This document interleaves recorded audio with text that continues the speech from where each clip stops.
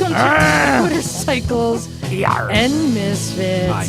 Coming to you from the Recycle Garage in sunny Santa Cruz, California. US of A, I say. Still. Ish. Still? We're not part of Canada yet. We're not part yet. We might get thrown out. Hey, everyone. Welcome to our 600th episode. How did that happen? Extravaganza. You guys been doing this for this fucking long? I'm so sorry, everybody. Now, look. I guess you could do the math, right? Now, do you think this is an extravaganza or a cornucopia? Ooh. Cornucopia. Or a smorgasbord. A smorgasbord. Oh, I like that. I'm looking at a smorgasbord. Cornucopia. A cornucopia. You shut up, you. Well, let's Let the puns roll. Let's get to the Misfits because I brought some from out of the closet, dusted them off.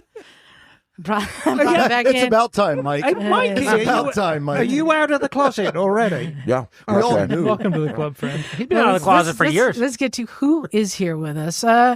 Joining us in chair number 2, it's Neil. Neil, what's the spiel? Hi there, everyone. Welcome to episode number 600. Yeah. And in my usual seat, it's Jake the Snake. What up? Jake 2.0. Come on. Jake 2.0. That's right. And hey, everyone, this is Liza, and I'm running the board because Stumpy John didn't make the plane. His flight got canceled. Oh, God. Oh, damn. I don't want to say like he messed up. No, his flight got canceled. He's out in Florida picking up his dad's Harley. Oh, shit. Yeah. Taking care of business there, and he didn't make it back in time. So Is he flying Spirit Airlines and getting Oh, no. engaging with Oh, no. the baggage handlers? I'm flying Spirit tomorrow. Oh, no.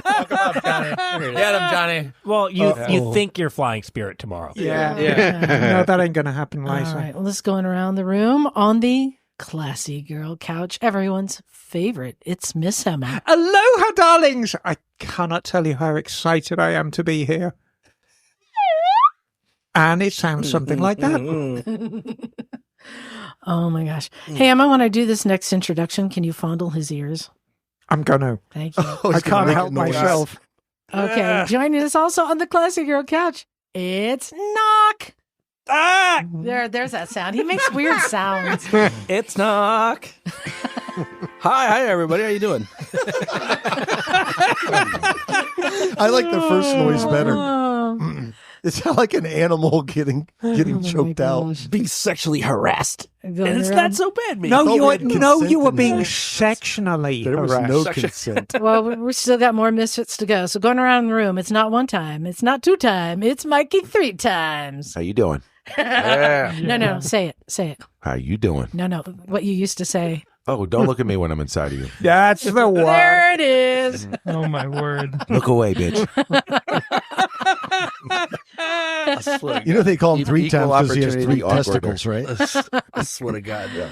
Oh, and then just bookending with another set of class. It's Scottie. Hello. Hey. I don't have anything pithy for you right now. No, but your hair looks wonderful. Oh, thank you. Yeah. You're acting. It does busy. look good. As All longest right. I've seen it, I think. Thank you. And hey, if anyone wants to start placing bets now, I've started a pool of how long Jim will last tonight. If you want to pick what minute he bounces, it's No, Naked Jim. I'm with it. It's a wonderful group of people, virtually as well as in the room. So All right, over under 45 minutes. yeah, we'll see. Depends on how much talking Liza does. We'll find out. Anyway, he's I a- am happy he's to a be here magician. for Take your bets. 600. Oh my gosh, 600. I know. So Jake's keeping track of the bets. Okay. I thought he looked like a sad penis he drew over there. And joining us, it's been a while. Glad to have you back. It's Charley. Yeah, it's me. I'm going to go under the 45. That's I my like bet. this. I like where this is going. I got it on the ledger. I got a ledger. And then What are the somewhere Vegas odds? in there is Bagel.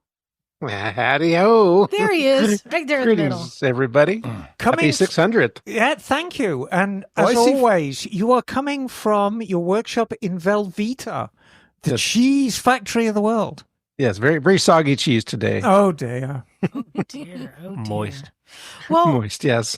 and I wanted to thank all the listeners for joining us. We've got a bunch of people out there. Hey, everyone. I see a lot of familiar faces on the screen now that Now, why a second ago I could see everybody, but yeah, Yeah. I see a lot of familiar faces. That's We cool. are going to be playing some fun games. In fact, hey, Bagel, what do you think we just start off by giving something away from the list of accomplishments? Okay. Bagel, Let's let's see start here. with what are we going to let's start with the category. Let's pick a category, Bagel. Okay. Let's give something away right away. We're going to call this the airing of the grievances. So, and what we've done, we've got a bag of all the prizes that we have, thanks to all of our sponsors. And so it's going to be totally random, or this one is assigned, isn't it? This one's assigned. Oh, okay. So Bagel, tell us what the category is and what the prize is, and we'll see if we can find a winner. Okay, the category is the most bikes currently owned. And the prize is a Twisted Road free rental day at any price. Do all of the bikes have to be? No, you're not eligible. Not me. Oh. No, I'm not. Do we want to say Was running or Yeah. complete? No, I mean just bikes are bikes. If it has a serial number, it's a bike. Okay, I'm going to start it off. I got 8. No, right? Emma, you're not eligible. This is No, for I know, our but I'm going to listeners. start the ball rolling, and I'm going to say I got 8. I'm sure people out there in listener land have Okay. far more So- than 8. Everyone's going to be use the message option, and Bagel's going to be moderating. We're going to see who's got. Remember, what is the latest formula? The right amount of bikes? D minus 1. I thought it was N plus 1. No, it's No, D D minus 1. D minus 1, but that formula can be adjusted by BOC or NOT, which is box of chocolates or nights on the town. It's a divorce minus 1. Yeah. I think N plus 1 supersedes it regardless. Yes. Err on the side of one more bike. So, Bagel, you've been monitoring the chat. What if you have only one bike? I am. Is that a naked person on a motorcycle? I is. see. No one has I one like bike. the way Don. this has started out. Yeah, that's true. Well, we It's like a started husband. out Who the fuck as has we one meant to bike? go on. So far, there are 3 people who have 6 bikes. Okay. Is there anyone who has more I than think 6? that There's Ethan 2 is million. lying. 6 bikes. Does anyone have more than 6 bikes? Well, we could turn it into how many that are running. No, Bagel's no. got that beat by like 4 times. Oh, I like D. My ex-wife said I needed to sell 2 before buying my 3rd. That's the wrong direction. That is the saddest You know thing what? I've ever read. I feel like that's reasonable. Can I win this one? No, No, you're not it's eligible. not for us. Damn it. Oh, wait. We have a Oh, late 7. entrant. Okay, we got We have 7. final. Wait. Who's got 7? What's the No, name? I can't see it. Shirley What? has a number. Chris. 12. 12. Ooh, Charley. Okay. She Can thinks. anybody beat 12? Say it now or I know forever you hold get your that. peace. Why is it 12? I think. I like that answer though. You got so many, I you're think, not sure. I think Shirley, are you there? Forget how many wheels are on it. Go ahead and unmute. Come on in, Shirley. 12 bikes. I want to know what. I want to know. I want to what know bikes, everything. you have. All right. So this Shirley, you're going to win the Twisted Road rental. What this is there's no amount, like any bike you find that you want to rent. And the thing that's really great about Twisted Road is if there's a bike you're interested in trying out, you're considering want to buy or just want to try something completely different or weird, it's a perfect opportunity to do like a 24-hour. Well, I mean, what's the difference Test between ride. 12 and 13? It's such a small amount Yeah. expressed as a percentage. Shirley, talk to us. Ah, there you are. I think I'm at a dozen projects. I got an old Triumph, and I got a 79 Bonneville. I got a Ural. I got a Fuel Blast. So I heard Ural. Does a Euro count for 2? Yeah, 1.5, 1.5, Well, I was going to say 1.5. the Buell Blast doesn't count, so then it evens What out. constitutes as a bike? The Buell Ballast is half. The Ural is 1.5. So it all comes out in the wash. all right, well, congratulations. You won Twisted Road rental. So all you need to do is email me at motorcyclesandmisfits@gmail.com to claim your prize. And let us know what you rent, or might you know what you might rent Yeah. right now? I'm curious. Yeah. Congratulations. long as it's old and leaking oil, that's kind of what I'm used to. Nice. All right. Well, thank you very much. That's our first prize down. All right. So, Thanks for playing, bro. hey, I wanted to put a question to the Misfits here in the room and Bagel. I'm just curious because some of you are newer to the garage. Some of you have been coming a long time. And I just wanted to see from people like how the garage has kind of affected your life. The garage and the community. I mean, Emma, I'll start with you. Oh, God, can you imagine? So if the garage didn't exist, where would you be? Okay, the garage has changed my life so completely, it's untrue. When I first started coming to the garage, I was driving tour bus, and I wasn't so much done with motorcycling, but I was certainly done with the industry. And I'm like, I'm ready for a change, and I'm going to drive tour bus, and I've left motorcycling behind. Yeah. And then I'd had... You never leave motorcycling behind, though. Well, right? Never riding it, but certainly earning my living doing it. And if we fast forward to where I am right now, I own my own motorcycle shop. I've got a very good reputation in the industry. Fucking right, you do. And it was just... The garage was the catalyst really to get me started again. The garage has been everything. Does this mean we get residuals? Hell no. Shit. I charge extra for you. I remember the first time I laid eyes on you. Oh, I remember that too. I was feeling over looking at a crossover exhaust with Zach was there. On the Bonneville in the museum. The first thing I saw were your painted toes and sandals. Yes, there you go. And I wandered up your dress to your pearls, and it went on from there. You're such a smooth talker. That's true, though. That's what makes it easy. Yes. He took the bike out in the rain to kick it. The water buffalo. The water buffalo. Yeah, we'll just take it out and turn it on. I was like, at the museum. What? Yeah. All at the Jameson Museum. Yeah, that's right. I think we might actually have a video of the first time you came in on our YouTube page. No, I think so. We met you. I think so. But I cannot even begin to describe how much this garage has changed my life. And now I'm just so deep in the culture. It's like 7 days a week. It's everything. My life is motorcycles and cats. That's it. Yeah. Your shop is a very eclectic collection, too. The only place you'll find a Vincent next to a PW50. Yep. And everything in between. And they all get the same attitude when they get worked on. Bitter. Yeah, bitter. Angry and bitter. And resentful. Here's the thing.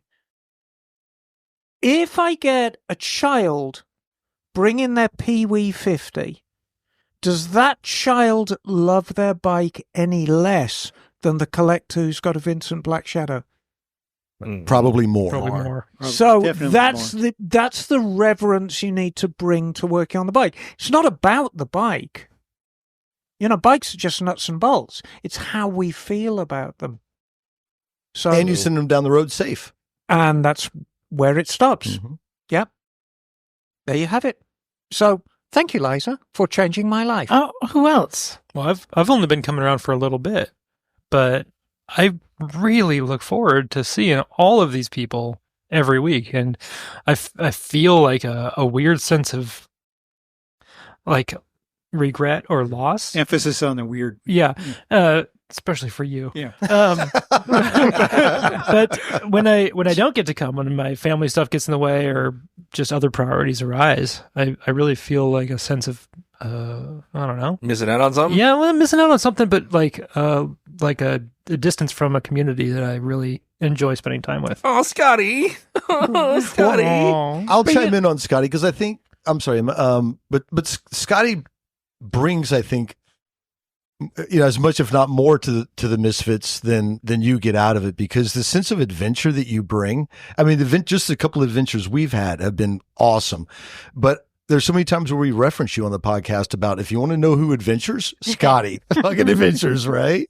So I certainly appreciate your presence here, and I think it's really added a lot. So yeah, when we've watched Charley grow up in the garage. Yeah, really. I mean, that's the big. That's the big you were news, a kid. Charley. I always think back when Mike had Charley on the back of his bike, like standing up. It was like the gayest picture ever. Yeah. Oh, that picture's so badass. That's when Mike came out. Yeah, that was it. But that was the closet. But that was super cool. Yeah. No, really, watch him grow. And literally, your wife was in high school. Yeah. Yeah, and Emma married us. It was great. Yeah. That's right. Huh? Yeah. I know. Wow. I know. I remember watching Charlie's first time on the dirt bike, riding it like it was MotoGP, getting the knee out and leaning off. Do you remember that on the dragging TT the knee track? in the dirt. And I was behind you, like, oh my God, Brew, don't do that. Don't do that. And I mean, I'm going to make a pretty bold statement, but I will stand by this because, I mean, I've been around a long, long time.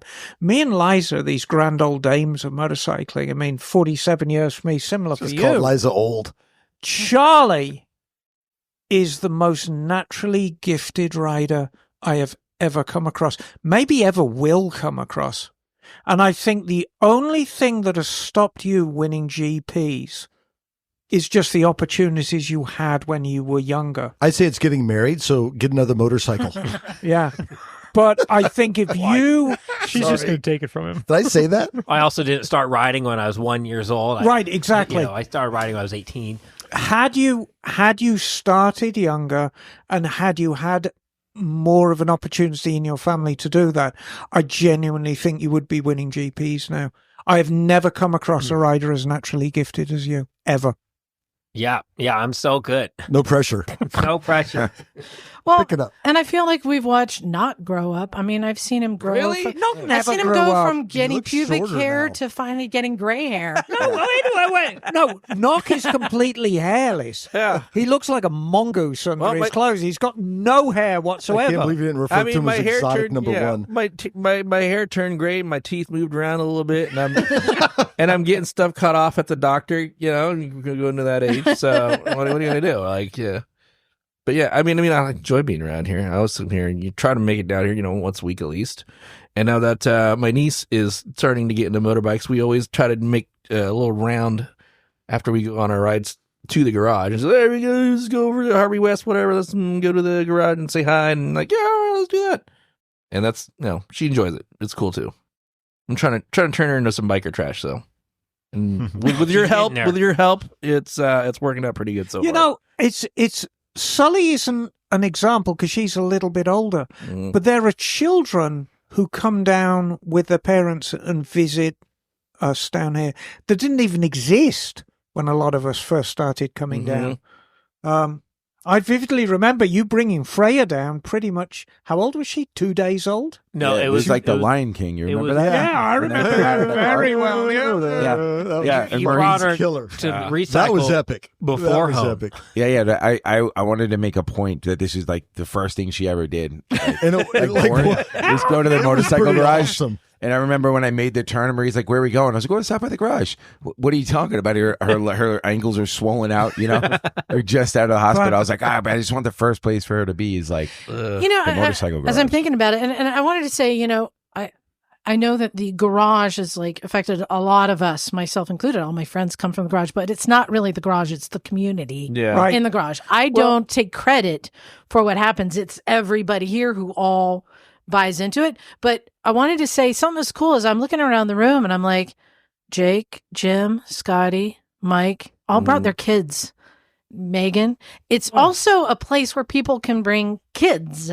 My kid brought me, by the way. Yeah, your kid brought you. I know. That's But right. that is something that is really cool too, that we are of all ages, and then kids too. The fact that there's this thing, this motorcycling that we all share of every age Yeah.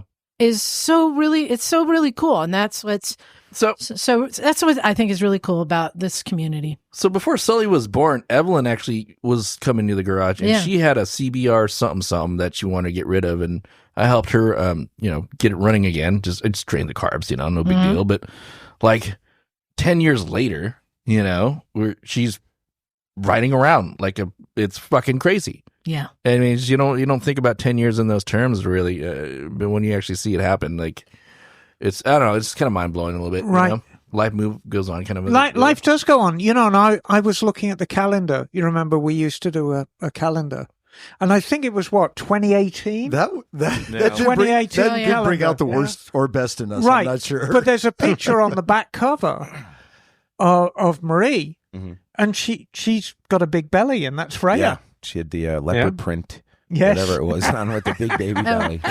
Mike said, "Wait, Emma's ordained." Yes, I am ordained. Yes. Touched by an angel. And I also asked, Touched by something. hold on, that's not all he asked. Explains things. Mike also asked, how many other talents does she have that we don't know about? We could talk about helicopters. Yeah, we can talk about shrimping. yeah, they're shrimping. So, okay, I'm going to tell you everything you need to know about me. Is I know how to fly a helicopter, or I certainly used to. I've got this wicked foot fetish. I But think what they're did just you weird. fly? What were you No, flying? no. That's the coolest part. No, I mean, yeah, it was big. Along the foot fetish line, I have to chime in because you know. Yeah, I know you know. But I just like also the flip side of like love and hate. You can do some shrimping or have some shrimping Right. done. By what we mean by that is sucking of toes, if you don't know. But Emma can kill Check you. her out, her We're OnlyFans. here already? Emma can like kill you with God a shoe in like less than a second and a half. Well, no, they teach you stuff like that in England. It's like when I kind of want to see you hit when you knock go with a to shoe. when you go to James Bond or Miss Moneypenny school, they teach you how to kill somebody with a fruit or a vegetable. But you in a shoe. Just I'm telling hand me a vegetable and I will kill you with it. Okay. I don't know what we're talking We about. I guess up. Oh, my Hey, word. ding, On ding, that note, ding. gun 'em With up, this. boys. When you Where hear the the ding, fuck ding, have we ding, gone? that means it's Time to out. play a game. Oh, fantastic! All right. Time to play a game. Okay, Emma, I need you to draw 2 names out of the bag. If you hear your name called, please unmute and be ready to play a Okay, game. I'm digging down in the very, very bottom of my box. We have. Okay, let's have a look here. Jeff H. Jeff H is here. Hey. Okay, so we got one. Ooh. Jeff H is here. Josh Monforte. Josh Monforte. Monforte. Joshua. Josh Oh, Darling. right, so we got Josh. Hey, Monfort. Yeah, it's Josh. Monfort. Okay, so we got It's Jeff a H fort and mom. Josh. All right. Hey, guys. Oh, I so, like that garage. It's got a refrigerator. Hey, I know that guy. I know that guy too. Hey. It's not a refrigerator. It's a chemical cabinet. Oh, even better. Ah. All Looking right. like some meth on the All side. right. So, What's the difference? That's Josh where and the Jeff, bodies go. you are going to be playing the easiest motorcycle quiz in the world. And this is easy. All right. So here's how it's going to go. I'm going to ask, we'll start with Jeff and then we'll go to Josh. I'm going to ask you a simple question. You need to answer it. What are they playing for? Yes. And Bagel will be keeping score. Let's find out what you are playing for. Bagel, pull a prize out of the pack. All right. I thought they were I playing for have Bagel. Prize here, very carefully hidden. Oh, did you pluck that out of your sack, That looks like a Bagel? fortune cookie, And Bagel. What this the hell is is that? another It's a sack free rental cookie. day from Twisted Road. Yeah. Yay! Remember we rented a bunch of Harleys or Indians? Indians. We rented Oh, Indians. God, that for- was fun. And went over Mount Hamilton. Now, Nice. I can say Scraping footboards there or is whatever no they're limit called. on this, and there is one bike on Twisted Road. I think it's up in Alaska. It's like a GS. They want $500 a day. Okay, that's the It's only one. one. So, all right. So, Jeff, all you got to do is answer this question. An acronym is an abbreviation formed from the initial letters of other words and pronounced as a word. What does ATGAT stand for? Oh, come All on. the gear, all the time. Perfect. Yay! That's an awesome sound effect. All Your right. voice is great. All right, Josh. If a baby cat is a kitten, what is a baby tiger called? A cub. Correct. See, it's still Burp. motorcycle related. Tiger Cub. All right, Jeff. The cafe racer culture brought us the mods and rockers as well as the ton-up boys. How fast must you go to do the ton? Over 100. That is correct. All right, Josh. Possibly the most famous biker movie of all time, Easy Rider garnered Oscar nominations for Best Supporting Actor and Best Original Screenplay and made Peter Fonda the star he is today. Name the actor who rode the Billy bike. Dennis Hopper. Correct. Ooh, we got a tie score here. All right. So we're going now to Jeff. In 2005, Nicky Hayden won his first Grand Prix race at Laguna Seca. I was there. And he was posthumously inducted into the AMA Hall of Fame in 2018. What was his nickname? The Kentucky Kid. Correct. Ding, Yes. ding, ding. Very good. All right, Josh. The Triumph Bonneville is an iconic bike named after the famous Bonneville Salt Flats in Utah. What other Triumph model is named after a city in the U.S. made famous for motorcycle races? The Daytona. Ooh, that is good. Yes. Nice one. I told you I'm sorry, it's that's Got it. incorrect. It was the Quick. Bakersfield. I told you this is the easiest. Turlock. All right. Wonderful. Turlock, even All right. Lodi. We've got one question left. So, Jeff, this is to you. One question for each. In 1948, Soichiro, did I say it? Soichiro? Soichiro Honda Sriracha? founded the Honda Motor Company. Many other brands are named after the founder as well. Name a brand of motorcycle named after two or more founders. All right, Jeff. Yamaha, I'm guessing. No, that's incorrect. I would have accepted Harley Davidson, That's two. KTM, That would have been two. Bamoto, or Ducati. Yeah, two or more. Yeah, but Harley and Davidson, two different Right, people. that's two. Yeah. Yeah. That was the low hanging fruit. But that's okay. You're still in it because if Josh doesn't get this right, then we go to a tiebreaker. But Josh, if you win this, if you Instant get this death. right, you win. All right, Josh. On Any Sunday is considered to be the best motorcycle film ever made. One that isn't great but is still iconic is the 1991 film Harley Davidson and the Marlboro How did I Man. know Oh, that my was coming? favorite. I knew that was Name coming. one of the two stars. Evil Knievel. No. Time. Wasn't he in it? One of the two stars would be Mickey Rourke or Don Johnson. Remember when you and Emma did the parody Yes. of that? Yeah, in no, San it wasn't a Francisco? parody. It was high acting. I know.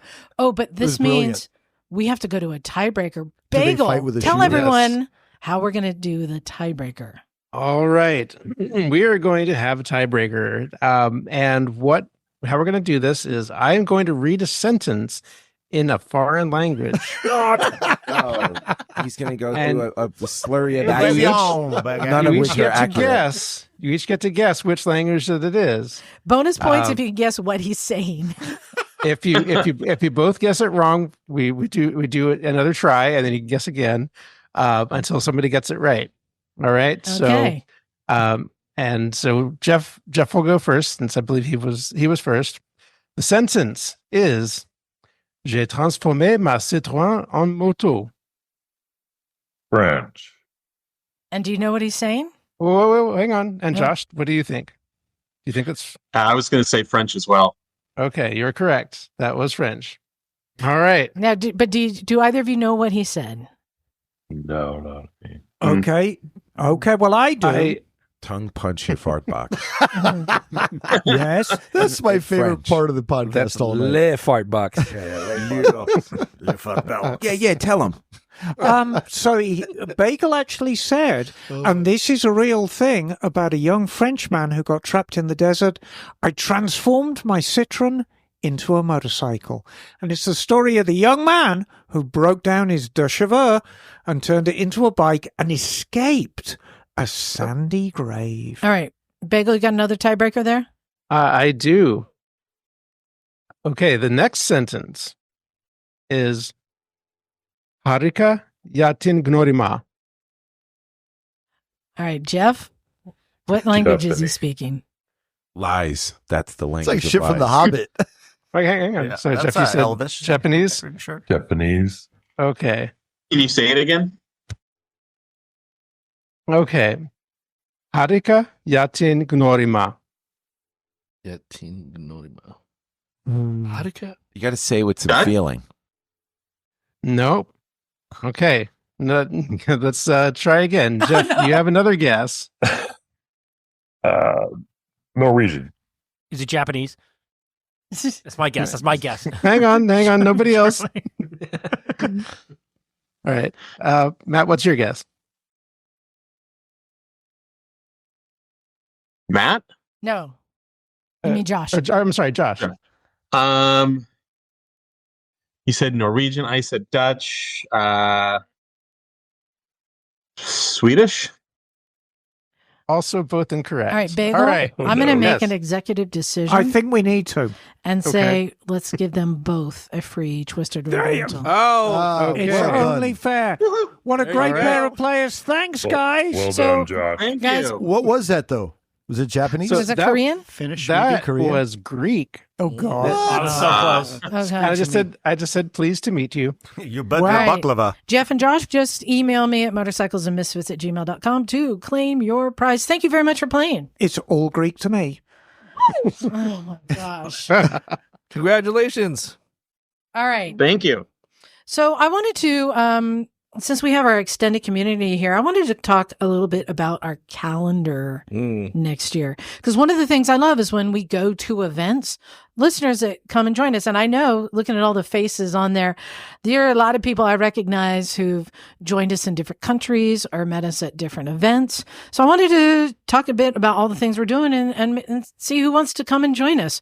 I think we're starting in January with the Misfits Desert Hair put on by Jim. Oh, you remembered. Yeah. January 16th to 22nd. Yeah, give or take. And it's where?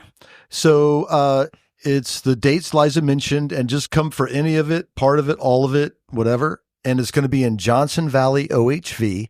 So this is about 45 minutes south of Barstow, known for the King of the Hammers off-road racing. So King of the Motos, King of the Hammers. A few people here have been there. It's just a big, giant piece of BLM land out in the desert. With no enforced rules. Yeah, it's the public's land. Have a good time. So BLM spells fun. I know a lot of people have joined us at the one show in Portland, but we're going to the one show in Las Vegas, which is February 7th through 8th. Right before that, we're going to be at AIM Expo. So if anyone wants to come out to the one show Y'all, in Vegas, that's y'all going to riding be cool. out there? So there's going to be different groups going. There's a bunch of us going. You want to come? Sounds It's doable. AIM Expo and one show all in the same weekend. Oh my God. In Vegas. That's too much. Too beaucoup. That's a lot. We'll take that as a yes. All right. We'll take that as a yes. Then we have the Misfits Rally. Misfits Rally, when is that? How could we forget the Misfits Rally? April 3rd through 6th here at Hollister Hey, Hills. it's on my birthday, homie. Really? April 3rd. Happy birthday Aw. to you. What are you going to be, 59? Yes. No, 50. 69, bro. No, just kidding. Yeah, so we're going to be, I got to update our website with all these events. Get but some knobby tires. I know some of you coming I've out. seen Oh, yeah. have been to our rally out in Hollister. It's always fun. We've added an extra day to make it really worth it for people coming from On further the away. front or back? On the front. Yeah, I Cool. missed Yeah. both of them. The Is first this, two. Is this with Matt Terrible. again? Yeah. Oh, okay. So it's still going. Yes, it is still How's going. And then who wants to go to the one show in Portland? I've got an idea to do that. Yeah, I want to go. That is May 2nd through 4th. That's an event I love going Oh, to. it's fantastic. So many Love bike going stuff there. already. Yeah, and I mean, I've built a bike for this year, which means I may drive up. Ooh, yeah. Wait, what'd really you build, should. Holmes? Why aren't you riding it? Ooh. Suzuki GS850G. Is that the one that you posted on Yeah. social media? Yeah. It's Uh, beautiful. Oh, you showed the tank like last So week, didn't clean. you? Yeah, that's quite the thing. So I might drive up. If not, I'll just fly up with you guys. Yeah, yeah. Mm. Then we've got, right after that, May 17th, the Quail. Yeah. Here in Carmel Valley. Which is always good. I mean, the Quail is a unique event. It's unashamed poshos throwing as much money around at motorcycles as they can. Rich biker trash. Yeah, rich biker trash. And we love them because they're into bikes. Yeah. it is such a fun event. There's such a It's wide unique. array of things. And there's free Marianne's ice cream. Yeah, Ooh. but Yeah, no, that's you'll worth get going. classics, you'll get choppers, you'll get scooters, you'll get everything there. You're the Confederate. Well, it's still Confederate. Yeah, exactly. Then of course, my favorite, July 24th through 27th. You know I'm there. America. Vintage days. There's You one did. thing in between. What, Well, there we'll are get to more that. things, Okay, yeah. but what else were you talking about? The Dream Roll up in Washington. Oh, are you going to that? Yeah, Oh, with at nice. least, I think one of these people on the call here. Oh, nice. That's Oh, really? June 6th to 8th. Right on. There you go. Dream roll. That's Scotty's like at a going to lake, that. right? Yeah. Yeah. And then Campground. Emma, you have a bunch of tours this year, and I know some people have already signed up for that. Okay, so I've got an exclusive right now. You have not heard this. Only seen on podcasts. Sunday. I've got dates. I've actually got dates. We're renaming the training tours the Tripreneurs now because not only are you going on the trip to learn how to tour in a foreign country, we're giving riding tips actually while you ride. So it's kind of one-on-one, improve your riding. I absolutely guarantee you're going to have the greatest time of your life. And I also guarantee you're going to come back a better rider than when you left. So I'm doing 3 this year. Trip 1 is the Julian Alps. This is based out of Vienna. You're going to fly into Vienna. Damn. You're going to pick up your bike in Vienna, and then we're going to be doing a week in the Julian Alps. It's an amazing trip. How many different Alps are there? Well, the Alps are quite a large mountain range. And, There's at least 2. Italian, you got your French. So that is going from June the 8th to the 14th. June the 8th to the 14th. Now, on the 14th, I've got to dash back to Munich because on June the 15th through the 21st, we're doing the Dolomites. This was the original trip that me and Kat came up with. This is how this whole thing started. It's a wonderful trip. We pick up the bikes in Munich. We do a dash to northern Italy. We spend a whole week riding around the Dolomites. It is amazing. You want to ride the Stelvio, you come on this trip. You want to ride the best roads you've ever seen, you come on this trip. And then I take a little bit of a break and we're going to do Tuscany again. Now, this is just drop dead gorgeous. If you want to see what Tuscany looks like, revisit Gladiator with the who was the actor in that? Russell Crowe. Russell Crowe. A lot of that, the countryside scenes were filmed in Tuscany. It is drop dead gorgeous. You're riding Italian bikes. It's a wonderful trip. September the 14th through the 20th. So there you go. I have drone shots from all of those places you talked about. So if you want to see any of them, you could go to my Instagram. Right. June 8th to the 14th. June 15th through the 21st. September 14th through the 20th. You're going to have the time of your life. You need to know how to ride a bike, but I want to make it clear you do not need to be an expert. We cater for all levels of motorcycling except beginner. If you've got a couple of years under you, great, you can come on one of these tours and I'll take care of you. There you go. I know a lot of people are planning their calendars now, so I wanted to get that out. Well, I hope they are. Hey, Bagel, let's give away another thing. That only took us up through the end of the summer, though. That's July, yeah. Yeah. That's all I have on my book so far. Oh, you don't want to come and ride old motorcycles down through to the Baja 1000 with me in October? Emma, where did you give me my phone Ooh. back?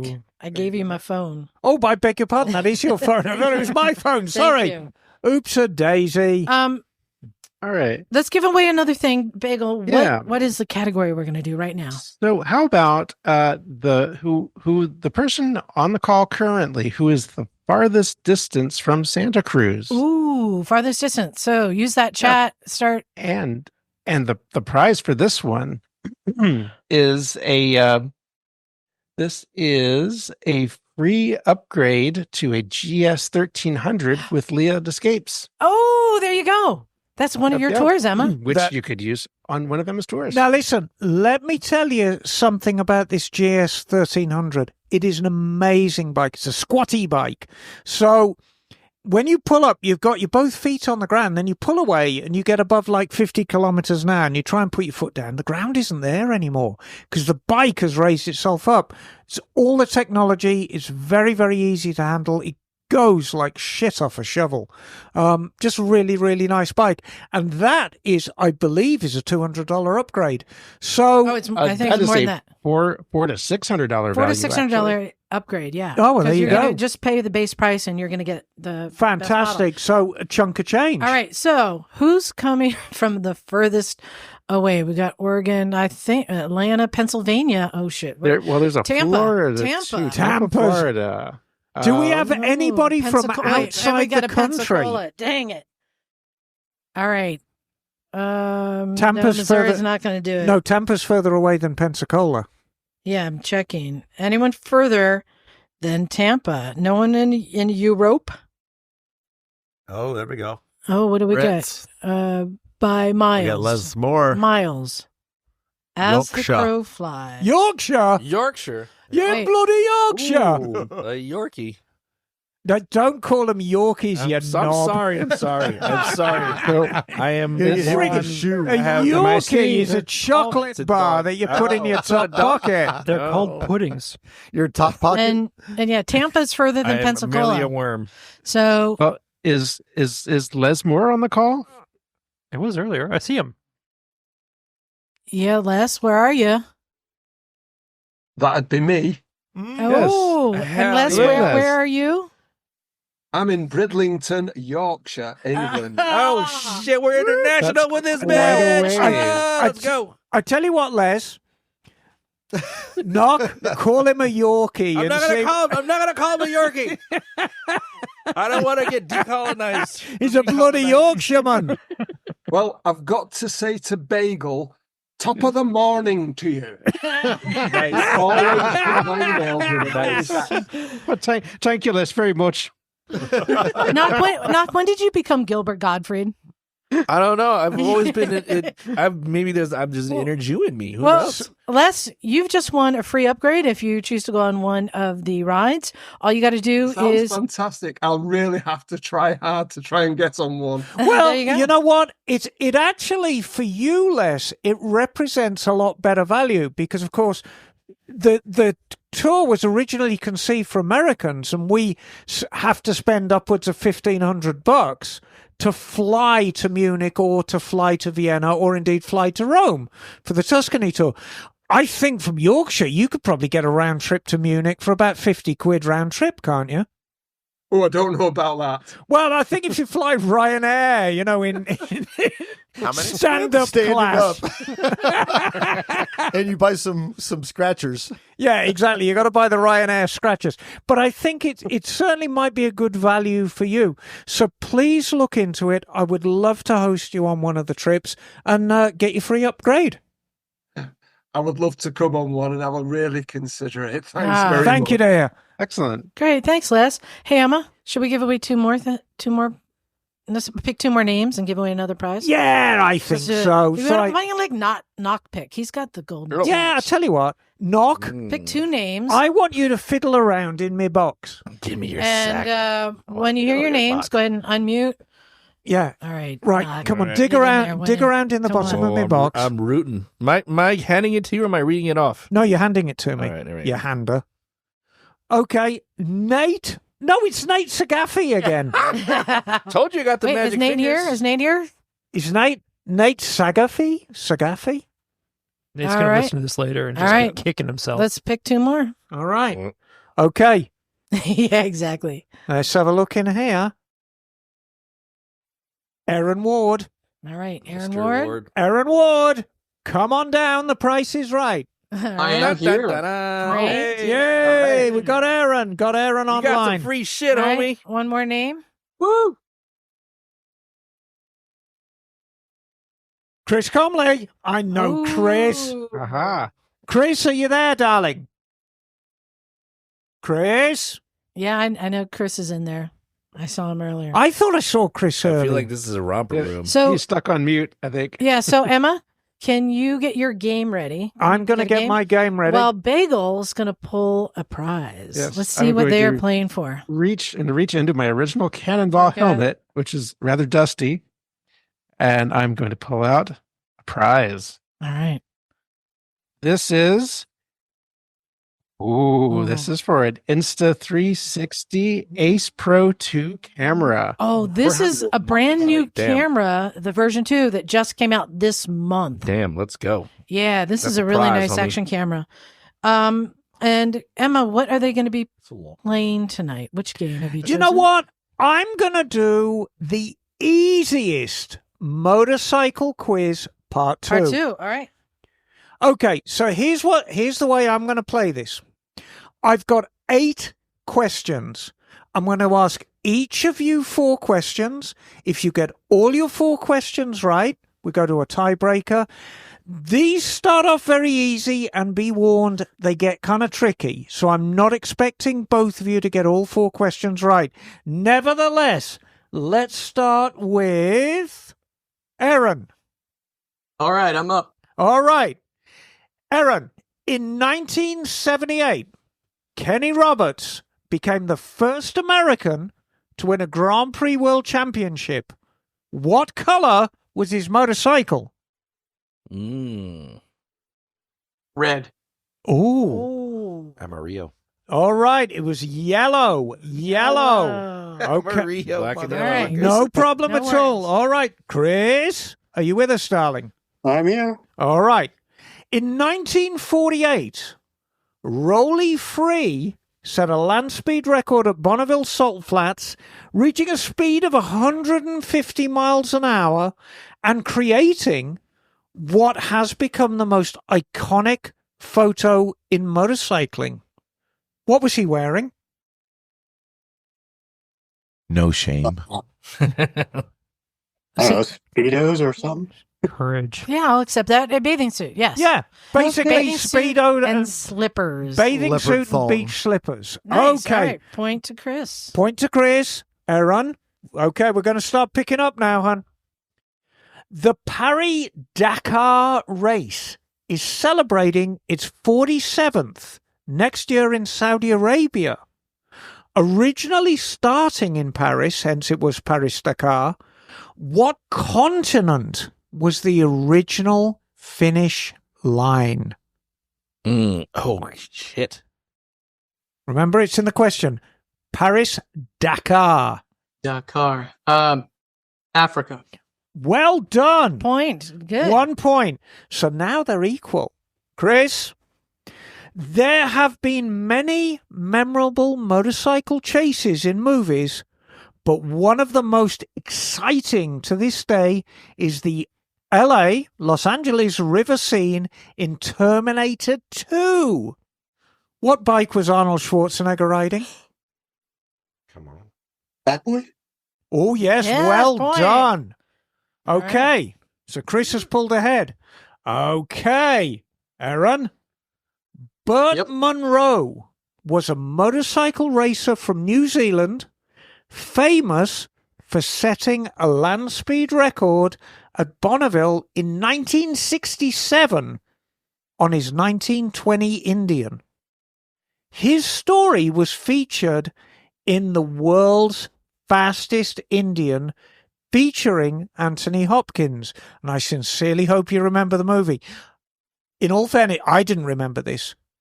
In the movie, what kind of tree did he piss on?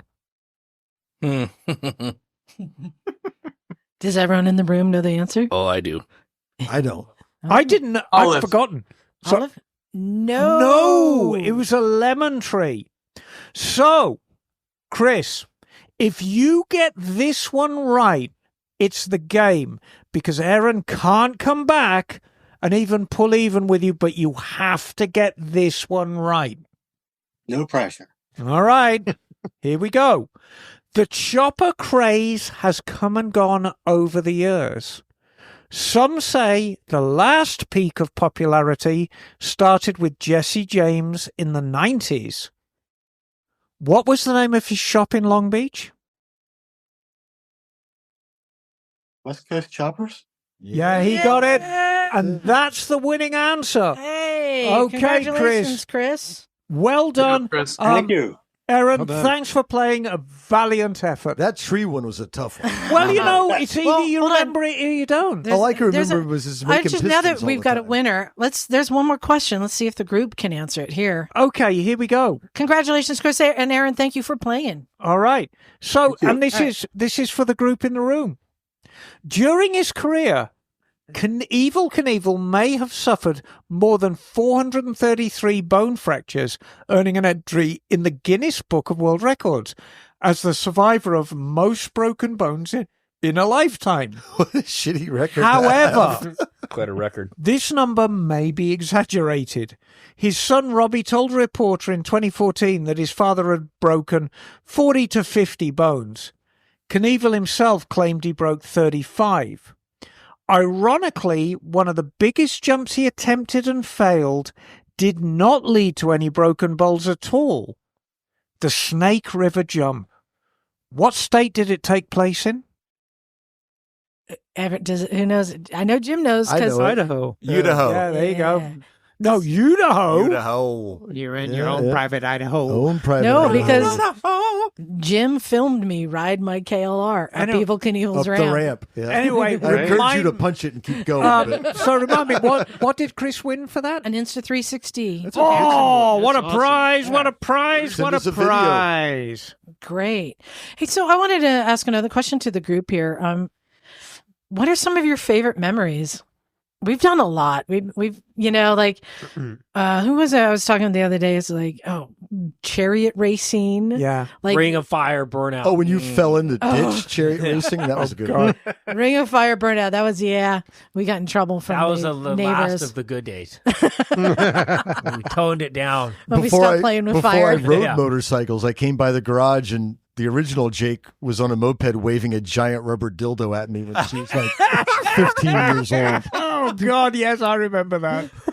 Skew the kid's perspective If a I little can bit. piggyback on that one, Yeah. Pride before last, I showed up on the Vespa, and Emma grabbed me and said, "No, you're not dressed. It's Pride." And she promptly walked me over to the box of gay. We gave you up, and I got a pink scarf and rainbow suspenders, which I did not bring back and took to Mid-Ohio. Okay, Those are my suspenders. I saw those in Ohio. that's why her pants keep falling down. I bet it made sense in some odd way, though. Yeah. Of course they'll show up there. Yeah, I it's very think fitting. I think one of my fondest memories is actually with you, Liza, and it was many, many years ago. Were we naked?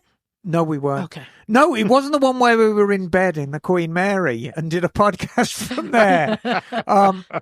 No, it was back in the old venue of the One Show when they did it in February, and we walked in. What was it? This is the Sausage the pickle factory. Oh, the pickle factory. Pickle factory. Yeah. Yeah. And it was just chucking it down with snow. And all the we were on press day because the show hadn't even opened yet, and all the bikes were coming in trucks or on the back of trailers.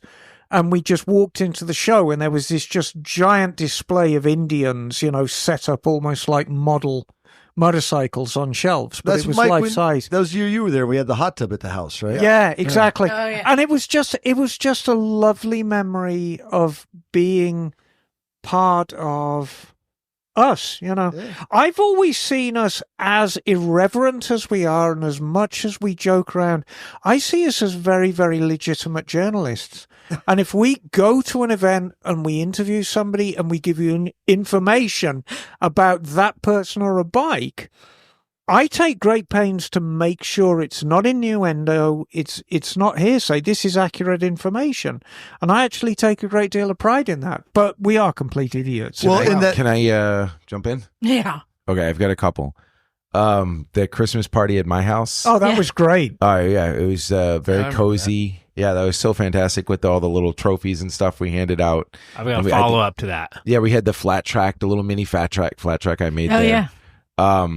There was the one show that you guys were at when my back went out because you reminded me with the press day where I remember we were just like I was standing on my feet and my back. I don't know if you gave me the massage or Jim. Somebody was giving me a massage and put me in the hot tub and I was out. But you guys Was that dragged me the to the one last show day. where we told listeners to find Mike at Yeah. the one show and look him in the That's eyes? right. And, don't look at me when I'm inside of you, and we'll Yeah. give you a prize. pair of socks. Yeah. Pair of socks. And I was like holding. I was Mikey. holding my back the whole time, and people were coming up to me and like, "Don't look at me inside of you." I'm like, yeah, "Okay, all right. I can't see you. I'm looking at the ground. I can't even fucking walk right now." Amazing. Yeah, I like when I- Liza that time you kept hitting the jackpot, and then you took me and Knockout for a tower of seafood. Oh shit, that was Yeah. I got. damn. Yeah, I remember that. I got another one though. When we got kicked out of the Quail for a couple years for the Keanu interview. Ween or That's your favorite memory? No, but it was just one It's of a those good things where I'll never forget. The look on Keanu's face. That When you was a asked me good to ask one. him those questions, which I shouldn't have done. Didn't we hide a Did- bunch of dicks in your house? Yeah, that's Yeah. right. And I kept Yeah, finding him yeah. for weeks. We had a gay magazine and we cut dick pictures out. We Yeah. hid them places. Yeah, I would just like The open up the part, cookbook yeah. and there's a dick. You know what I mean? Well, Like, well, you used to do that Yeah. on people's bikes too, like sticking the yeah. There's some good We used to pictures. dick There was some so good hard. scenes. There was a time that Jake, when she was a teenager, and Megan and I cut out a bunch of dicks from the internet and Yep. had them had the tape on them and had them all queued up inside the gear room. We were going around to all the guys and putting them on their backs, and like everyone's like ha ha, not realizing they also had one on their back. Yeah. And then everyone went to go get burgers, and no one told each other that they had a dick on their back. And we were just so pleased as punch. I also remember the ride we did with Norman. Yeah. No, we dicked him. Too. That was probably we dicked Norman. That was one of the most beautiful rides I've taken on Westcliff. I remember it being like majestic. There was like the beams of light coming in. Their birds were like flying next to us. And It was pretty like, epic. I remember sunset. talking to him Knox afterward, and I doing was like, wheelies. dude, it's usually pretty cool here, but that was probably one of the nicest rides. He's going, it's like And that the all the surf time. was I'm like, wumping too. I Yeah, remember offshore breeze. Knock doing wheelies as Yeah. we're being led by police. Yeah, I figured, you know what? We got cop protection. If they got a problem with it, they could arrest me, whatever. It looked like it was cool. So I did a couple. They didn't never make it on We had a film, permit. but, you know, yeah. We had a permit. Yeah, I just want to say I was protected, man, you know. yeah, I like the parties that we throw, you know, like the holiday parties. Well, and going back to community, I mean, Jake, I mean, you're still new, but like you got to experience Vintage Days and how we have like so many like listeners. We've created a neighborhood at Vintage Days. Like, how awesome was that? Well, that's insane. It was, yeah, I agree with your sentiment. It's the happiest place on earth. But to echo, like, too, like, if you can't make it on a Sunday and you're like, you got other shit going on, you're like, this shit better be fucking cool if I'm not going to the garage, because that's where I want to go Yeah. and experience the community. I think another one of my favorite memories is when listeners show up at the garage. When we get Canadians every year. Yeah, that's cool, man. We get Like people like the geese, the Canadians. Yeah, come. the geese. We get people who just riding cross country, and I love how even people who are like on a family trip, but they like carve time out to come down and visit and just spend a day And hanging you can out. tell the look on their face when they roll up too. That's the funnest thing. You're like, are you listener? What? Because they're like kind of like don't say anything. They're not just some random from town. You They know? look super disappointed. They're like, "Oh." is this it? I vividly remember when the two soggy Canadians, Max and Will, showed up. And they were just such lovely guys. And they were so miserable because they had left Manitoba and it had rained every minute of the trip thus far. And they arrived in Santa Cruz and they had nowhere to stay. And I said, "Oh, come over to Emma's house." And they were up, they used the washing machine, they both took a hot shower, they washed their clothes, they washed themselves, they both slept in a decent bed that night. And I got a lovely message from both of them, and they said, "We left your house, we had a good breakfast, and then we all had breakfast together, and then they continued south, and they ended up in Tijuana." And they said from that point forward, the sun shone every day. It was like a turning point for the trip. Oh, that's great. Yeah. Imagine. Can I chime brought in? the good weather for Yeah. them. Yeah. I was you were Manifested it. asking everybody about the impact earlier, and I've been thinking about it the whole time, and I was thinking about like listening to what everybody's saying, and I feel like if I never met the garage would still be the same, but if had I not met, I don't know what I'm trying to say. No, But like it's had an impact on me, and my life wouldn't be the same without it. Well, Mike, you and I came around the same time. Yeah. And you look at our lives now without the garage, it would be utterly it wouldn't be different. it would be complete. I see that it's because the thing And was way I was less looking for fulfilling, writers. I'll say that. And I would have probably hooked up with like one set of people who would have been like, "Oh, this is the bike to ride. All other bikes suck." Right. So it's like, and I've had that opportunity to like do all things. And then the other thing is also Paul and Ida that travel the world. Yeah. There's just so many cool things that have happened, but they stayed with me for a couple of days, years back when they're traveling the world, and we got to show them all the rides. And I mean, this has happened a couple of times with listeners. And then I just had the opportunity. She's been in contact with me, and I just went to Portugal, and now she's got an enduro thing that she does in North Coast. So I got to ride with her for a couple of days, stay in her place, and like Kat, I've traveled, tons of countries in Europe because of Kat. Right. All the track stuff I do. This is why when I've been talking for months about what are we going to do for the 600th, before like 500th, I rented a theater, and we did a big show.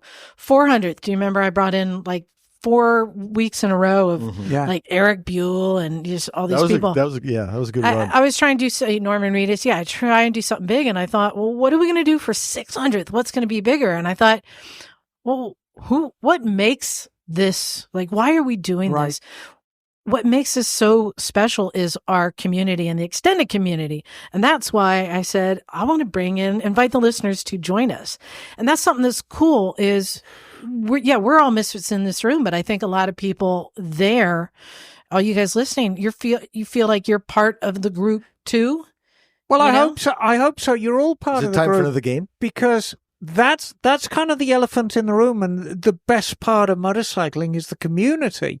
I mean, we all love motorcycles, and that's the most important thing. And the love we bring to motorcycles is what binds us together. And it's very, very easy for us here because every Sunday I can show up at the garage and there'll be, 10, 15, 20 people here. And you might be quite isolated in your community and be surrounded by people who ride Harleys and you feel like you're a bit of an outsider. But you're part of this community. Every single one of you belong here. And if that's virtually, that's it. But if you want to show up, you're part of it too. This is the best part of motorcycling, being part of this. Yeah, so this is how I wanted to share and really thank all of you guys for being a part of this and being a misfit too. Another way I'm going to thank you is by giving away another prize. Yay! Bagel. Yes. Let's give another prize away. What category do we have? All right. So this one is... The category is, what is the highest elevation you have ever ridden to? Ooh. Oh, top of the stairs, mate. Top of the stairs. Honestly, I suffered terrible vertigo and I had to go and sit down, have a little lie down and a cry, and then I had a big poo and I felt better. Yeah, well, so D has been to the same elevation that Bagel and I have been, which is Kunjarab Pass, which is actually 15,300 feet. 15,000, really? But you don't get to win the prize. No, to 16, yeah. But damn, bro. But D is on there.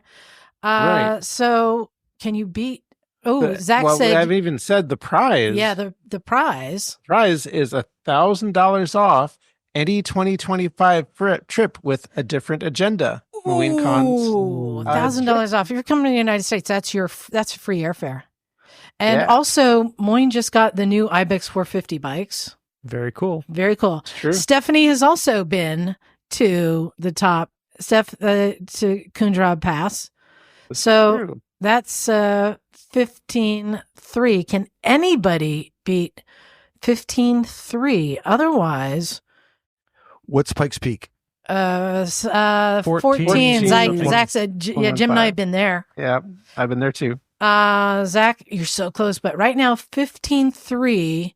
Ooh, Daniel's been to 14,190. Yeah, top of Mountain Blue Sky. Emma, Josh wants to know what the actual elevation of the pass in Austria was that you guys went on. Oh, 10,000. So right now, yeah, that was the Host Pass. Do we have Sting on the call? I know he was walking on the moon. I don't know if he rode a motorcycle or anything. If there's a tiebreaker, is it the lowest elevation? No. Death Valley? You can't get lower than Death Valley. So I think I can't take a ride. I think right now, 14.2. So you know what I'm going to do again? I'm going to make an executive decision. Bagel, how many vouchers do we have for $1,000 off to a different agenda? We have 2. Give them away. I think that, just give them away. I think Steph and it was D and D, Steph and D.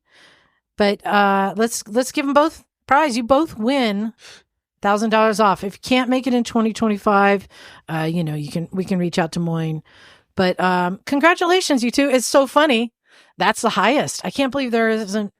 And just remember, guys, if you suffer from vertigo, if you have a little lie down and then have a big poo, you'll feel better.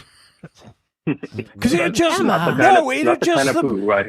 adjusts the pressure in your body. You see, 15,000 feet is very high. Oh yeah. Yeah, I would probably get a headache and throw up.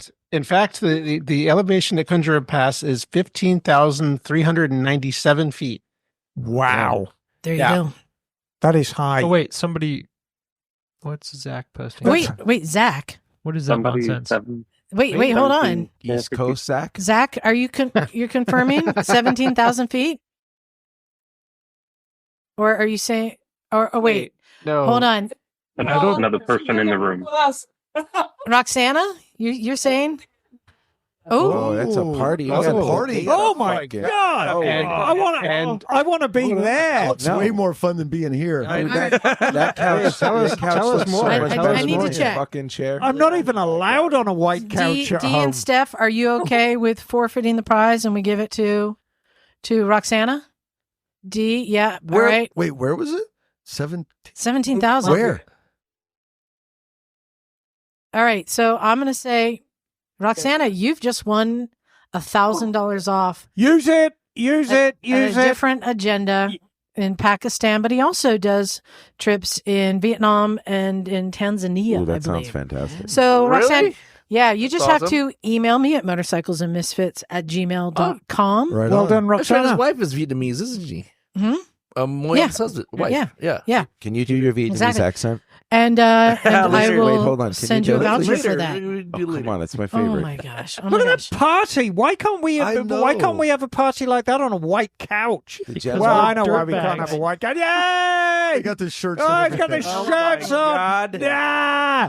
The gentleman, Once you guys host a show, you guys seem way Friggin' cooler than we are. loonies. the gentleman on the left side of the couch is quite austere. Oh, he's got a cat helmet as well. It's a cat helmet. It's a cat helmet. And just so everyone knows, so Roxana rode to Nevado del Ruiz in Colombia, 17,457 feet. That is awesome. I hope you had an oxygen tank. You need a mask. My sentiments exactly. Yeah, Awesome. I'd definitely be getting a bit wheezy up there. Well, let's keep rolling. I want to give away another prize. Oh, Thanks good. for playing, y'all. Game time. Game time. Emma, can you draw 2 names out? Yeah, knock. Yes. Go on, have a scratch in the bottom of my box, Wait, I'm darling. gonna pull him out. Let me pull him All out. right. We all share You're good at pulling. pulling out. Just don't look at knock. No, I got 2 kids. What the fuck are you talking about? Yeah, you don't have 10. Yeah, give me that. What name do we have? Robert Perrin. Robert Perrin. Robert. Robert. Robert, are you there? Yes. Okay, so we got Robert. Mark Kaufman. Mark Kaufman. Mark? Okay, hope I don't say anything stupid. Say everything Say stupid. something stupid. All Say right, everything it's stupid. Mark Can't top it. and Robert. Okay. All right, for this game, Bagel, let's see what prize we're going to Yeah, what are we playing for, Bagel? All right, we are Keeps. playing for a break-free tech helmet light. Hey! Which is All right. a $150 value and could be worth your life. And listen, let me tell you, if neither of you have one of these things, they are really cool. And at night, my God, if anybody rear ends you at night, I guarantee they're legally blind. Every Harley Davidson owner should have one. Yeah. Those Teslas. Yeah. Oh, yeah. All right, so we got Robert and Mark playing. You guys are going to be playing Weird Laws, True or False. I'm going to start with Robert. All you got to do is tell me, I'm going to read you a law, and you got to tell me if it's true or false, okay? Okay. All right, Robert. In Washington, D.C., it is illegal for a man to ride a motorcycle without a shirt. Yes. True. It is false. No! Wow. All right, Mark. In Minnesota, all students in a motorcycle endorsement program must wear pants. I live in Minnesota. Is this a law? True. That is true. All right. Are you, Mark, are you wearing your pants now, darling? All right. Robert. Maybe. Maybe not. Keep it vague, brother. False I'm all question. about that. All right. He's all false. All right. Robert. In Virginia, it is unlawful to wear a costume with a mask while riding a motorcycle. True or false? False. No, it's true. Oh, what? Robert. So-called free state. All right, let's go to Mark. In British Columbia, riders are not required to obey the helmet law if they regularly wear a turban. Oh. I'm going to say true. That is true. Religious exemption, huh? Ooh. Interesting. All right, right now it's 2-0. So, all right, Robert, you got to get this one. Robert, in California, it's illegal to carry an infant on a motorcycle. Gotta think of that Revzilla episode. False. Correct. It is false. There is actually no age limit Amazing. on having a passenger, but they do need to have a seat and foot peg. So it really makes it hard. Yeah, I was going to say, they have to reach the foot pegs, right? Yeah. So, all right. So you got that one. Great. So let's go to, let's see, we're at Mark. In Connecticut, the headlight must always be illuminated on a highway. Must be eliminated on a highway. No headlights. Illuminated. Illuminated. Yeah, your diction is not illuminated. Your diction is appalling, Liza. It's at least a good idea. I'm going to say true. That is true. All right, we got a point. All right, Bagel, what is the score right now? The score is 3 for Mark and 1 for Robert. And I would like to take this opportunity to compliment Robert on his luxury beard and Mark on that fantastic plaid shirt. Well done, both of you. All right. Well, I think we know who the winner is going to be. Let's play it out. There's only one more question each. So let's go to Robert. In Kenya, women may not straddle a motorcycle, but are instead required to sit side saddle. Like a horse. That is true. That is true. Well done. Point. All right. So the final one, Robert, good job. Mark, in Russia, it is illegal for men to sit on the back seat of a motorcycle behind another man who is not related to them. Unless they're carrying vodka. I was like, what? Did you give us an answer, Mark? False. That is true. All right. I mean, it is false. You're correct. Sorry. That is what? No. It is false. I made it up. Back. All right, Bagel, what's the final score? The final score is 4 for Mark and 2 for Robert. Congratulations, Mark. Well played, Robert. Well played, Robert. But Mark has it. Congratulations. So go ahead and email me at motorcyclesandmisfits@gmail.com to claim your prize. Congratulations. Right. I wanted to give a question to the room and the group. So if the group out there listening, if you have an answer, go ahead and put it into the chat. I wanted to ask everyone, because 600 episodes, we've had a lot of guests on the show. What's been some of your favorite guests? Oh, no question. No question, Wes Cooley. Yeah. Absolutely no question. Just rest in the peace. Late Wes Cooley. Yeah. What a gentleman. What a absolute champion. Because these people who win races, they're not like us. They have this lion-hearted attitude to life. And Wes was he was a lovely interview. He was so gracious and charming. And I can say all these things about him now because, of course, he's passed on, but just a lovely, lovely man and a hero of mine. He was the reason that I started riding Suzukis back in the 70s. I saw a picture in 78 of him hanging off a GS1000 and I'm like, oh my God, this is the coolest thing I've ever seen. That could be me. Yeah, exactly. And the following year, Barry Sheen rode a race bike. What Wes Cooley rode something you could just buy. And yes, it wasn't anything like the GS1000 you could buy, but it looked like it. Because was that like World Superbike, basically? Yeah, basically. Superbike from back in the day. Jim, how about you? You got thrown into the fire quite early. Still a new rider, and you were meeting some pretty cool people. Who's been your favorite guest? Yeah, it's remarkable. I mean, we've met so many people. I was trying to think about it.